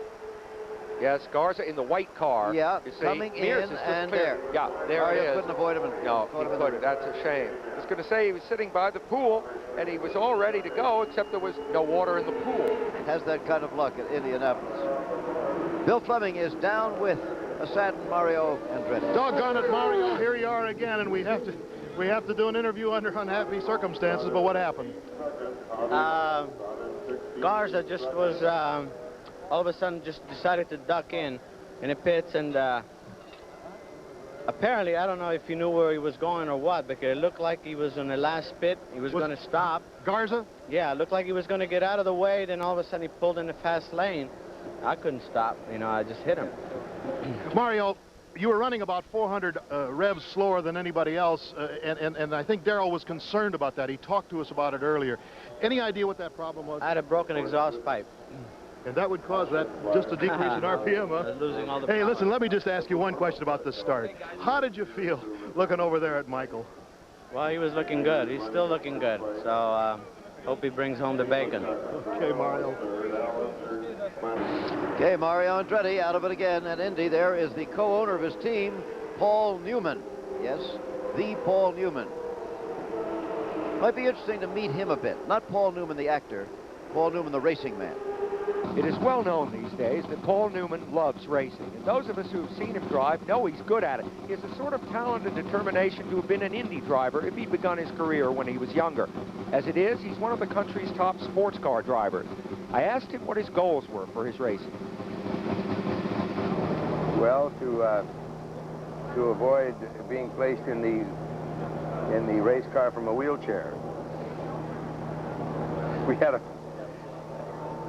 the Datsun that we're racing. I'm racing with a fellow named Jimmy Fitzgerald, who is older than I am, and so we thought it would be a lot of fun to go to Geritol and see if we could get some sponsorship. You know, the oldest living racers. And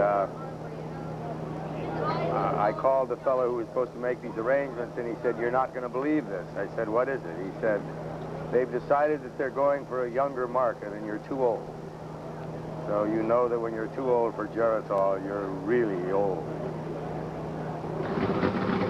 This would not be a race which Paul would win. But although he claims he races only to win, it is obvious that driving, whatever the result, seems to have contributed to his extraordinary youthful energy. I asked if it might have helped his acting, too. Well, I think if you can find a new passion, I think it's likely to bleed over into the old ones, into the ones that are simply dying embers. And I think racing has done that.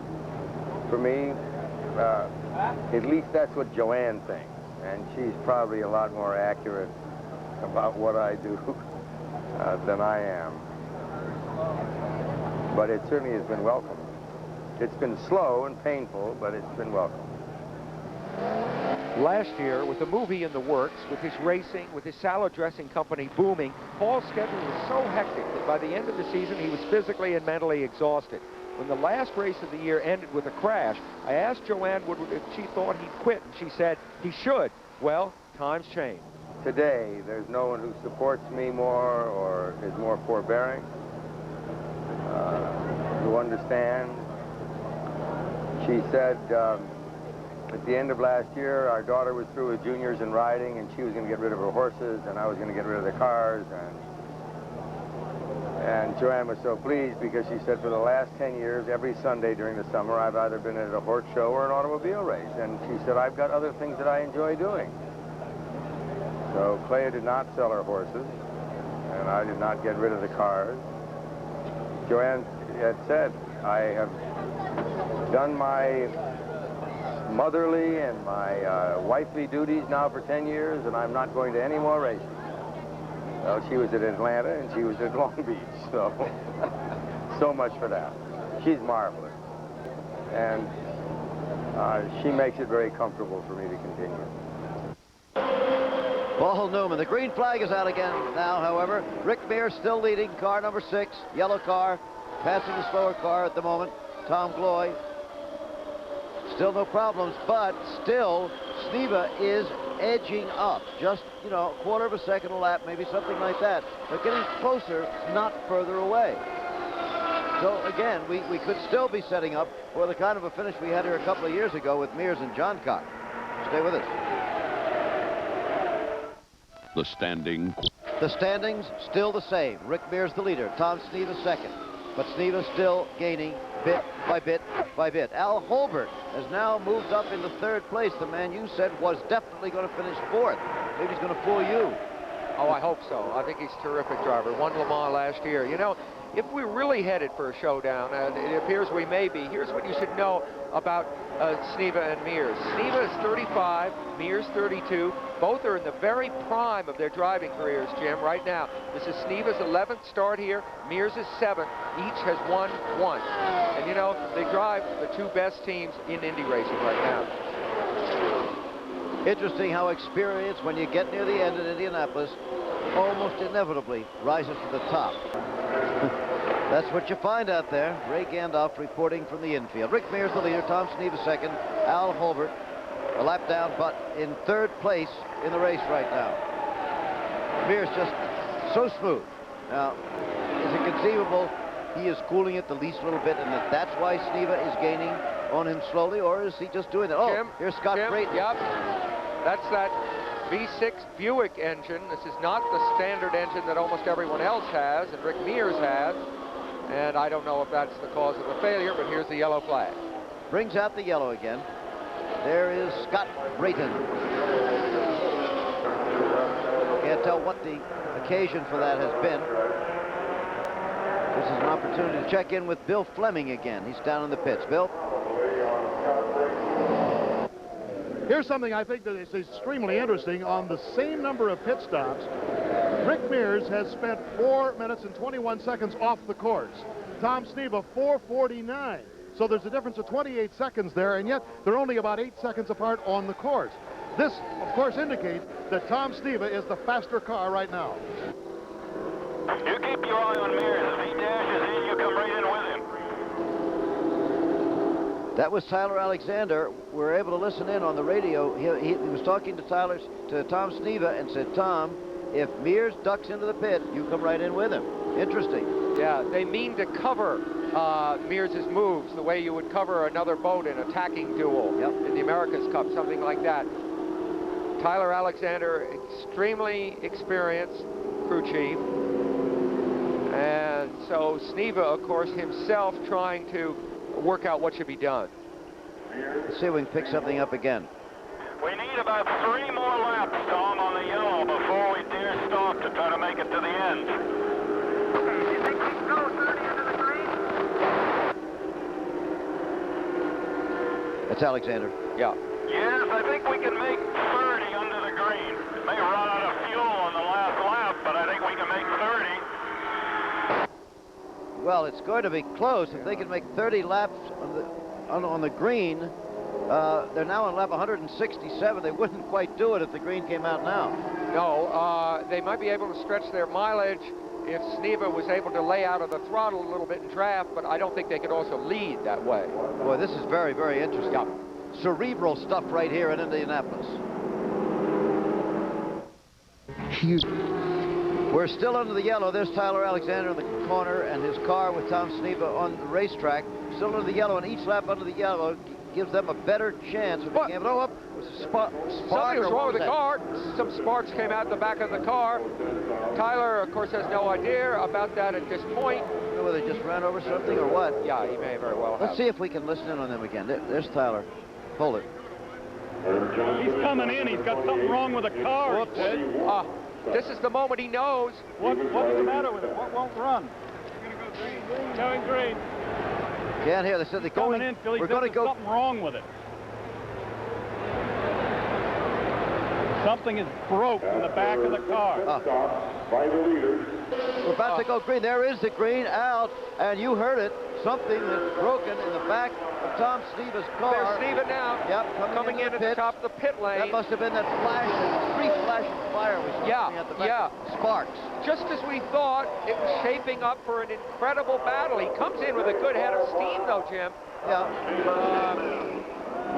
When he was just in position to get into that trophy dash, that dash to the finish with Rick Mears, if he could have made it on fuel, and he was very close to being able to make it.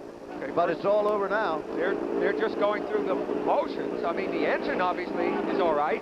Wasn't a fun. Look, the crewman is pointing to the back there, a suspension member or something indicating, like that. Forget about it. Yeah, forget about it. They didn't need to top it up with fuel, that's for sure.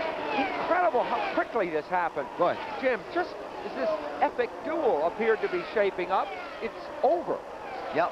Sneva, the man who won the race last year, trying to become the first repeat winner since Al Unser in 1970 and 71, has failed in that quest after some beautiful virtuoso race driving here this afternoon. He drove just beautifully today. Highest possible marks. This, of course, has given Rick Mears a bigger lead than ever.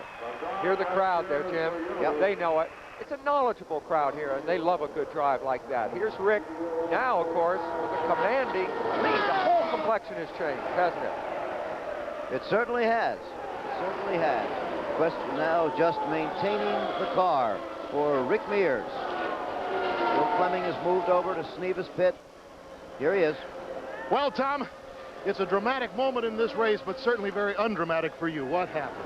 Well, I don't know. It looks like something let go in the back of the car, half shaft or something. Fortunately, it happened under the yellow when we were going slow, which is a real break, because if it happens at speed, we get the wall. But it's too bad, because we had the car working. I think we were catching the leader, and it would have been an exciting race. Actually, you were running faster on the course than he was. I think your only concern with Tyler Alexander, according to the conversation we heard, was fuel. Did you think you could make it with one more stop?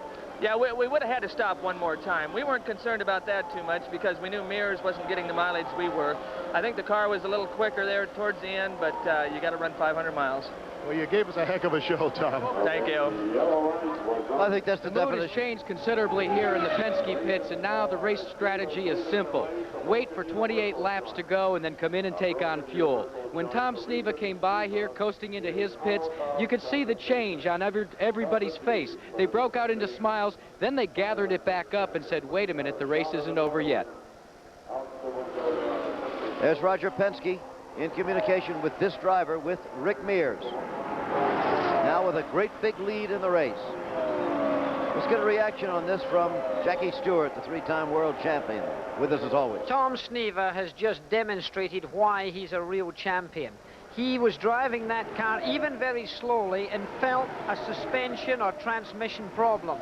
Had he continued at that time under the green conditions, the chances are he would have lost control of that car. This is what a racing driver has to do. He has to think. It's much more than just driving with sheer talent and natural ability. You've got to be a thinking driver, and that's why people like Tom Sneva win the Indy 500, and that's why they become old racing drivers. There aren't any brave old racing drivers around. Well done, Tom Sneva. Indianapolis 500 from the Indianapolis Motor Speedway continues. Rick Mears apparently breezing to victory in the Indianapolis 500, and now we get a report that there is some rain falling on the racetrack. Not all the way around, but there is rain now over the racetrack. Still under the green, Sam, but they don't allow much rain to fall before they stop things here. Well, Rick Mears still running 200 miles an hour plus, though, Jim. And, you know, these tires, which give the car such incredible grip under ideal circumstances, are very treacherous indeed in the wet. They have no grooves in them, whatever. They're slicks. If there's any water on the road, the cars become unhandleable. I almost thought for a second I saw something on one of the lenses of our cameras. Yep. So now this is a tremendously difficult position for Mears. It also looked like Mears wiggled a little bit coming out of that last turn. Yeah, he did. I mean, obviously, he doesn't want to slow down dramatically, but he could lose control completely. I mean, this is a very dangerous situation for him. Of course, he is 2 laps ahead, Jim, of his own teammate. A while ago, it looked like he would have to battle Tom Sneeb on the race course, have the battle of fuel in the pits. He's eliminated those 2. The only one left is the weather, as you say, with his 2-lap lead, but still he's going at tremendous speed, and it did look like he wiggled a little bit coming out of that one turn. Can't take too much of this moisture on the track. No, now this is very tough for a driver, Jim, because you can see on your visor, of course, how much rain is falling where you are. But at these speeds, and remember, you're traveling over 100 yards a second at these speeds, it is sometimes hard to pick out, especially this late in the race, what the track conditions might be in the turn ahead of you. In other words, it's a little bit oily out there right now. Well, there's Kathy Penske, Roger's wife. She doesn't look like it's time to relax at all, and neither does Roger, by the way. No, the emotions obviously running very, very high there. Very much so, and no doubt in the race car, although Mears has to keep his totally under control and concentrate on the work at hand. What's it like inside that cockpit? Let's listen to Jackie Stewart. Here at the Speedway, when the drivers go down the front straight and on the back stretch, a lot of time is spent addressing the instruments in the cockpit. Now, I'm sitting in a Chevrolet Corvette now, which is very similar to most modern cars today. They're extremely sophisticated in the inside, with many instruments and dials and knobs and switches to address. Let's have a look at some of them. Looking at it, it looks quite bland until I switch it on. Suddenly, the world lights up. And when I start the engine up, suddenly we get movement as well as color. We have analog, which means there's movement here of the rev counter, and a digital readout of the speed of the engine. But the whole dashboard itself, in fact, is a bizarre range of colors and shapes and switches and dials. Can you imagine addressing turn 1 at 215 miles an hour and having to read all of this? By comparison, the instrument panel in Al Unser's race car is stark. The steering wheel, much, much smaller, but the driver can see all of the instruments through the spokes of his steering wheel. And another difference, there are switches on the steering wheel. Here, the kill switch. If an emergency occurs, he can switch electricity off, and by pressing this button, be in two-way conversation with his pit crew. Another big difference is this steering wheel comes off. In the case of an emergency, the driver is allowed out of the car much faster. The instrument in the center of the panel is the rev counter. That's to say the engine speed. The dial on the left is for the water and oil temperature. The orange needle is oil temperature. The white needle indicates water temperature. This is the turbo boost dial. That needle will go up to the indicated yellow mark during the race. Instead of having an oil pressure gauge, we have a red warning light that will only come on when there is low oil pressure or trouble. The same applies to fuel pressure. That will only come on if there's little or no fuel left and it's not being picked up. This here, this little button, is just to check if all of those lights are working correctly. And if the driver wants no lights, he can switch this off and it cancels those two. Finally, the panic button. If the car goes on fire, the driver presses this and fire extinguishing fluid comes all around the cockpit, allowing him time to get out. So as you can see, there's a considerable difference between the cockpit of a street car and the cockpit of a racing car. The race driver has much less to look at and much less to do. We in our street cars have got to have much more instrumentation, many more controls. For the race driver, those simply wouldn't be possible in the interests of safety and concentration. But at the same time, everything is within reach and easy sight. Okay, the cockpit of a racing car. Rick Mears still the leader by a couple of laps over his teammate, Al Unser Sr. Al Holbert, the rookie, still in third place, one place higher than Sam Posey predicted calmly and coolly before the race that he would finish, in fact. There's Al Sr. just in the foreground. There's Rick Mears, who seems to be going faster at this point than Al Sr. Yeah, and he's closing in on Al Sr. Another car in between them, but that's Al Sr. up in front. Yep. So once again, another lap soon to his teammate. Right, and that's Tom Gloy, who's driven such a good race, staying out of everyone's way in his rookie appearance. And here comes Rick Mears, of course, into the pits. Yep, this will be his last topping off pit stop. This should be absolutely routine, but it's just in this kind of thing, isn't it, that fiasco can occur. You know, looking at that cockpit piece, they're not changing the tires at all, just refueling. That cockpit right now for Rick Mears is like a cloister, Jim. It's warm, it's damp in there with his own sweat. I imagine he feels a oneness with the car at this point and with the task that he has ahead of him, a focus, a concentration that anybody would envy. Rick Mears. Now the crowd, you hear him in the background, you see some of them waving. They're beginning to urge him on. He looks like their man. He's the one that they're going to identify with on this particular day. A collective sense of achievement, really. Not just Rick Mears' achievement, everyone. That's the idea, identifying with the driver. Win or lose. There's the way they stand. Well, Rick Rayvon Mears, born in Wichita, Kansas, raised in Bakersfield, California, certainly seems on his way to winning the 1984 Indianapolis 500. 13 laps to go, however, but it would have to be something happening to his car to stop him now, because his lead is so long over everybody, and you know the second place car is his teammate, Al Unser Jr. So one way or another, the Penske people appear to be in pretty good shape in this year's race. Rick Mears likes to water ski in his spare time, fly remote-controlled planes, drive remote-controlled cars. Pretty mechanical with everything he does. Yeah, but Jim, did you notice how many things you just mentioned? He's had dozens of hobbies. He says none of them hold his interest for very long. Yeah. Only racing holds his interest, and I think you can see why. But by the way, his latest toy, if you can call it that, is a radio-controlled helicopter that he bought just a couple of days before. Rick, incidentally, makes a point of keeping to himself on the morning of the race. He stays in the Speedway Motel, where I do as well, and he stayed there very late this morning, having breakfast there with his girlfriend. There's Roger Penske. Squirming nervously. Yeah.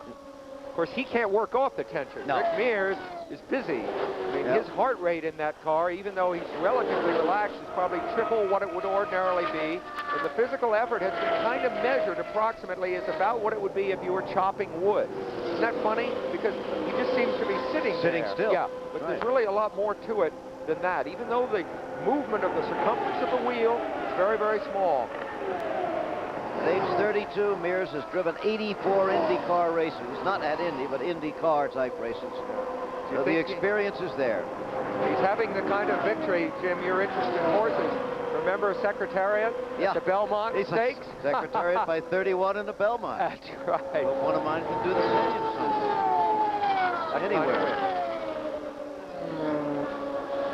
Anywhere. Rick Mears. And the crowd looking on. Nobody's left for sure. 400,000 and more. His brother, you know, of course, is a race driver. Roger Mears didn't qualify this year. But let's meet that family a little bit. Seems like most people in California have vanity license plates. But one Indy 79 was earned the hard way. It stands for the victory of Rick Mears at Indianapolis in 1979. Rick is one half of a brotherly driving team. Part of a racing family, really, and a close one. Rick qualified in the first row for this year's 500. Their parents' home is the nerve center and gathering place for the Mears clan. Race driving really started with their father, Bill. Today he operates an excavating company from his backyard, but his heart is with his sons and their racing machines. This was Bill Mears in his race car as a teenager back in Kansas, a far cry from Rick and Roger's sophisticated equipment of today. As their faces and haircuts matured with the times, Rick and Roger Mears grew up. Racing was never far from their minds. Their sister admires what her brothers have done, but she doesn't want to be a passenger on their bandwagon. I went for one ride with Roger on a motorcycle, and I will never get on a motorcycle with him. He really scared me. Oh, I hid a few times and shut the curtains when things like that were going on. You know, I think, I don't want to look at that anymore. I was kind of always messing around, getting in trouble, you know, for one thing. It seemed like I always got caught at everything. He never did. I was a little sneakier than he was. Roger is the older brother by 4.5 years. He came to Indy later than his little brother, making his first appearance in 1982. Unfortunately, he did not make the race this year. He started racing in go-karts, then motorcycles, then stock cars. But off-road racing brought him his greatest success, first in dune buggies, then bigger four-wheel drive vehicles. Rick first tagged along, then joined his brother in off-road racing. At one stretch, between the two of them, they won 20 of 27 main events in sprint buggy competition. In the rugged world of off-road, Rick developed a philosophy that serves him well at Indy. To finish first, you must first finish. He came to the Speedway in 1978, was named Co-Rookie of the Year. The next year came his great victory, starting on the pole, then winning the race. It's quite a family, all right. Whatever the occasion, whatever the terrain, the Mears gang will find something to ride on. And that goes for Mom and Dad as well as the brothers. Roger and his wife Carol have 2 sons. The youngest, Casey, already racing on dirt bikes. Racing tends to become a family tradition. Brothers like the Mears and the Unsers, fathers and sons like the Bettenhausens, Vukoviches, Parsons, Unsers, and Andrettis. But none seems to have more plain fun out of the speed business than the Mears family of Bakersfield, California. Rick talked about it. As far as any other brother teams go, I don't think there's any other brother teams in it like we are. No. Any others we've seen have been farther apart in the racing from each other, and they're as far apart from each other as they are from the rest of the teams, or, you know, the other drivers. Where we've always been very, very close, and we've enjoyed racing with each other, and we've been racing against each other and with each other since day one, and we've grown up with it, and we're closer, I think, than any other brother team's going. The Mears is of Bakersfield. The last race, by the way, was in the Los Angeles Coliseum, wasn't it? Looked like it was racing around somebody's house. There's Roger Penske and Karen Unser, Al Unser Sr.'s wife. Right, we visited them recently out in Albuquerque. They make their home. There's Rick Mears. Still running very, very fast, but Jim, it's not because he's forcing the car or jeopardizing its reliability at all. Keeping his rhythm up, and this cool air that's swept across the track here is making speeds, high speeds, possible. I don't think it's raining out there anymore, by the way. Looks to be all right. So Rick Mears, holding that lead, has 5 laps to go. 5 laps to go, and he'll win his second Indianapolis 500. We'll witness it.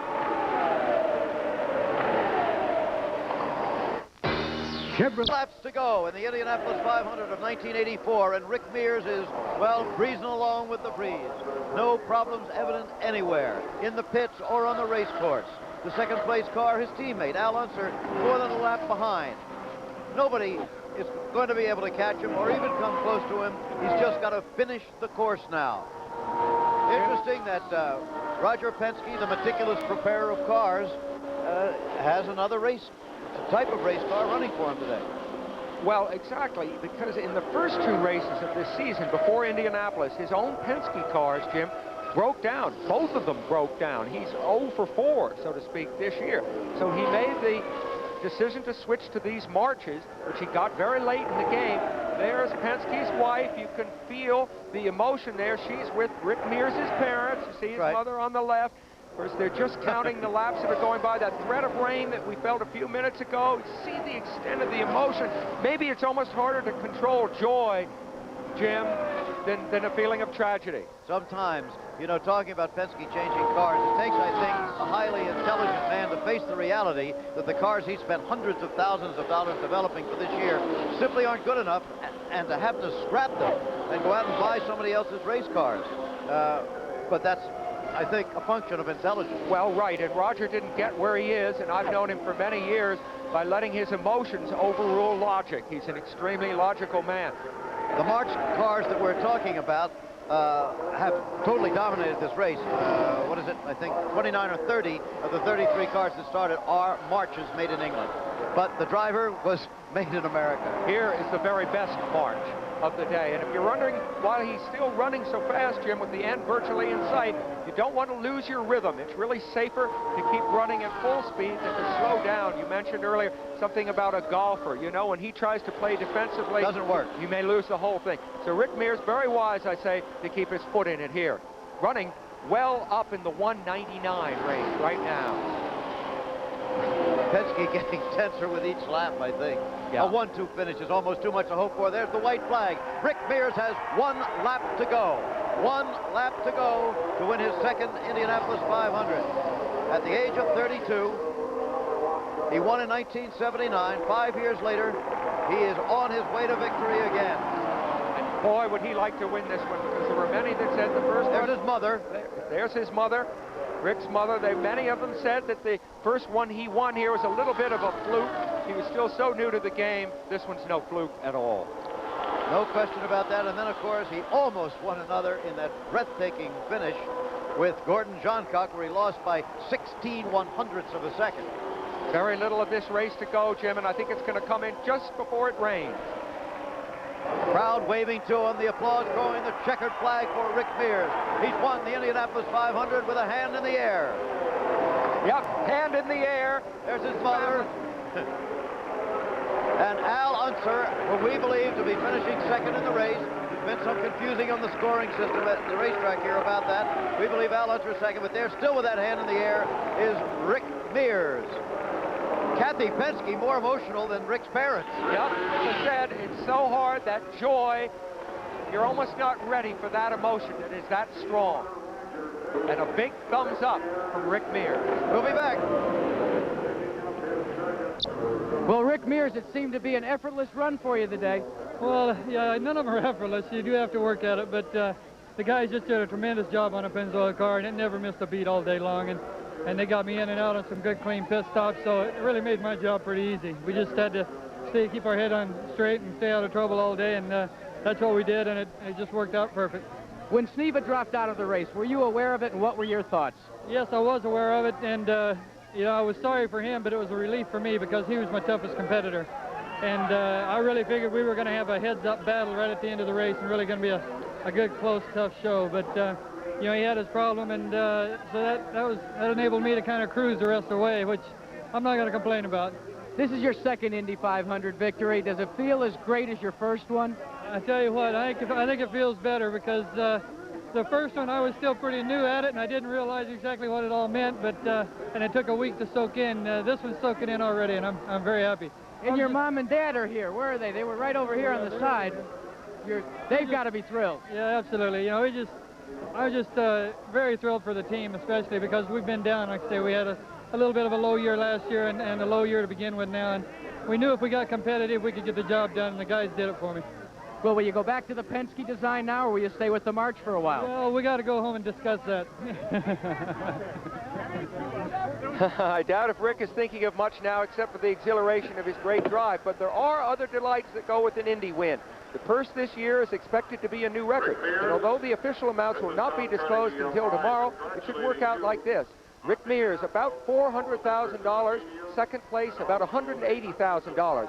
Now again to Jack Arute. Jack? Skip Mears, you've got to be excited and thrilled with this 500 victory for your son. Am I excited and am I thrilled? What do you do with a son like that? Let me tell you that. He does everything that way. He's a winner. We watched you here in Victory Lane with about 15 laps to go, and you walked back and forth. You looked like a caged little animal. What was going through your mind? Well, you know, I don't ever say anything or do anything until that black flag comes down and that race is over. I've learned the checkered flag, and I learned it a long time ago. Pardon me for being so excited, but I learned it a long time ago, so I just hope, and I did a lot of praying, and let me tell you, I think that's what does it. Well, Bill Mears, your husband corrected you when you said black flag and said, no, it's the checkered flag. Bill, you seem to be pretty dialed into what was going on today. Got to be pleased. Yeah, real well.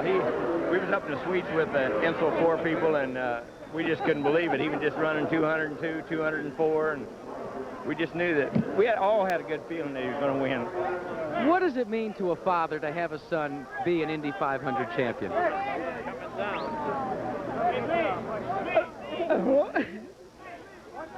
Just emotions too tough to describe. A former driver yourself, Bill.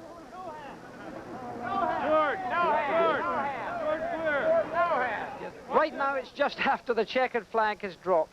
Penske Power has won again at Indianapolis. Very impressive. The preparation of the Penske team as good as ever.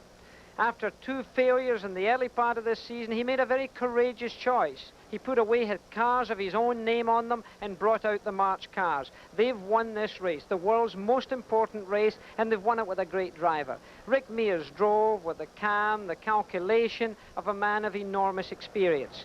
He was quiet for the month of May. Everyone else was getting a boost, but he was confident. He's come through today with a car that really handled well. It could drive almost anywhere on the racetrack, but it was his experience and knowledge that brought it in to win. There were 3 rookies, however, in the top 5. That's always very nice for me to see new blood coming along, but it's also correct to see experience actually winning. Roberto Guerrero, for me, was incredibly efficient. He came in after his spin. He went out. He didn't like the way the car was handling. He came in to get it checked, just to be sure, and went out again to finish up top there. He also stalled his engine, incidentally, through inexperience, perhaps, in one of his pit stops. A.J. Foyt finished 6th, terrific. Al Unser Jr., tremendous. Michael Andretti, tremendous. Great to look for the future. Pat Bedard, by the way, as I speak to you right now, is in Methodist Hospital. He's got a fractured jaw. He is alert and awake in compos mentis, but he has severe concussion. Gordon Johncock, as I speak to you right now, is in surgery at Methodist Hospital with his ankle being attended to. Well, a very eventful Indianapolis. A great victory for him, for that man of the Penske Power, Rick Mears. Now, let's have a look at the provisional, unofficial standings at this time. Now, it will not be until 8 o'clock tomorrow morning before official results are posted. So what we are giving you, as I say again, are unofficial. We have Rick Mears winning the Indy 500 of 1984. We have Al Unser Sr. finishing 2nd and Roberto Guerrero of Columbia, a rookie, finishing 3rd. Al Holbert, as Sam Posey forecast, finished 4th. And Michael Andretti finished 5th. In 6th position, the great A.J. Foyt. Bobby Rahal was 7th, Herm Johnson was 8th, Danny Ongayas was 9th, and Jose Ligarza from Mexico was 10th. George Snyder, Firestone, Holmes, Gloy, a rookie, and Kneifel was back there in 15th. Sneva, Andretti, Braden, C. Carter, and Kogan finished 20th. The rest of the field, as they were mostly retiring, having trouble during this day of the 200 laps of this 2.5-mile oval. And making up the final 3 was Gelhausen, Fittipaldi, and Brabham. Poor man only did 1 lap. Now, we had a new record average speed by the winner, 163 miles per hour. That beat the old record set in 1972 by the late Mark Donohue. Ironically, he was also driving a Penske-entered car. Records are made to be broken. So these official results will not be posted until 8 o'clock tomorrow morning. But we've had a great day at Indianapolis. Well, all of that was earlier today. We're live again now. It's almost 11 o'clock at night, Indianapolis time. Out here on the race course, in the silence and the chill air, and it's beginning to sprinkle again. By the way, on that business of who finished 2nd and who finished 3rd, at this hour we are told that the Speedway has Guerrero 2nd, Al Unser 3rd, and Mears, of course, the winner. But the results are not official until 8 o'clock tomorrow morning, so there's still a possibility that 2nd and 3rd could change. But unquestionably, Rick Mears has won the race. We're going to go now live to Methodist Hospital for our late report. Here's Larry Nuber. Thanks, Jim. Well, Jackie outlined the injuries to Pat Bedard. Pat is resting comfortably. His condition has been upgraded to stable from the serious that it was originally today. Gordy Johncock, perhaps just a bit worse than we first expected. He does have a fracture of the left ankle. He was operated on tonight. He, too, is in stable condition, but also resting comfortably. Jim? Okay, the news basically good as it can be at this hour from Methodist Hospital. Rick, congratulations. Here is the champion of the 1984 Indianapolis 500. We heard your immediate reaction.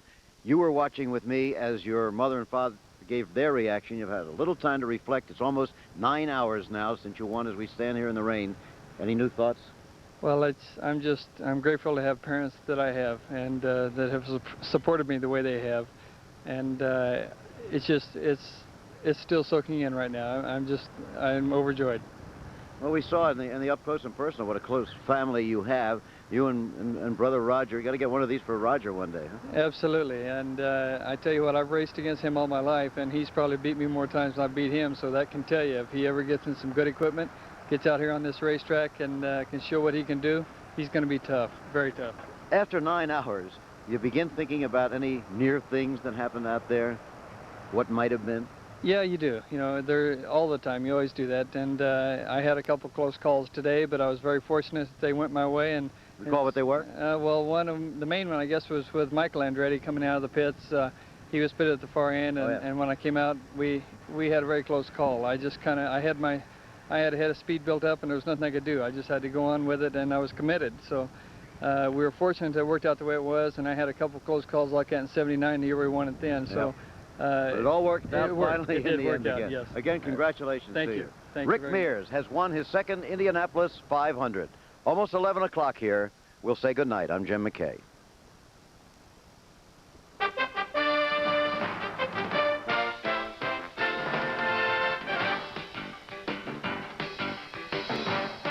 It's produced by Bob Goodrich and Ben Harvey. Coordinating producer Chuck Howard. Directed by Larry Cam and Roger Goodman. Director of post-production Jim Jeanette. Technical directors Werner Gunther and John Piter. Associate producer Joel Feld. Associate directors Jeff Cohan, Robert Cowan, Norm Samet, Garland Simon, and Stan Spiro. Ray Gandolf producer Ed Freeman. Ray Gandolf director Bob Rosberg Jr.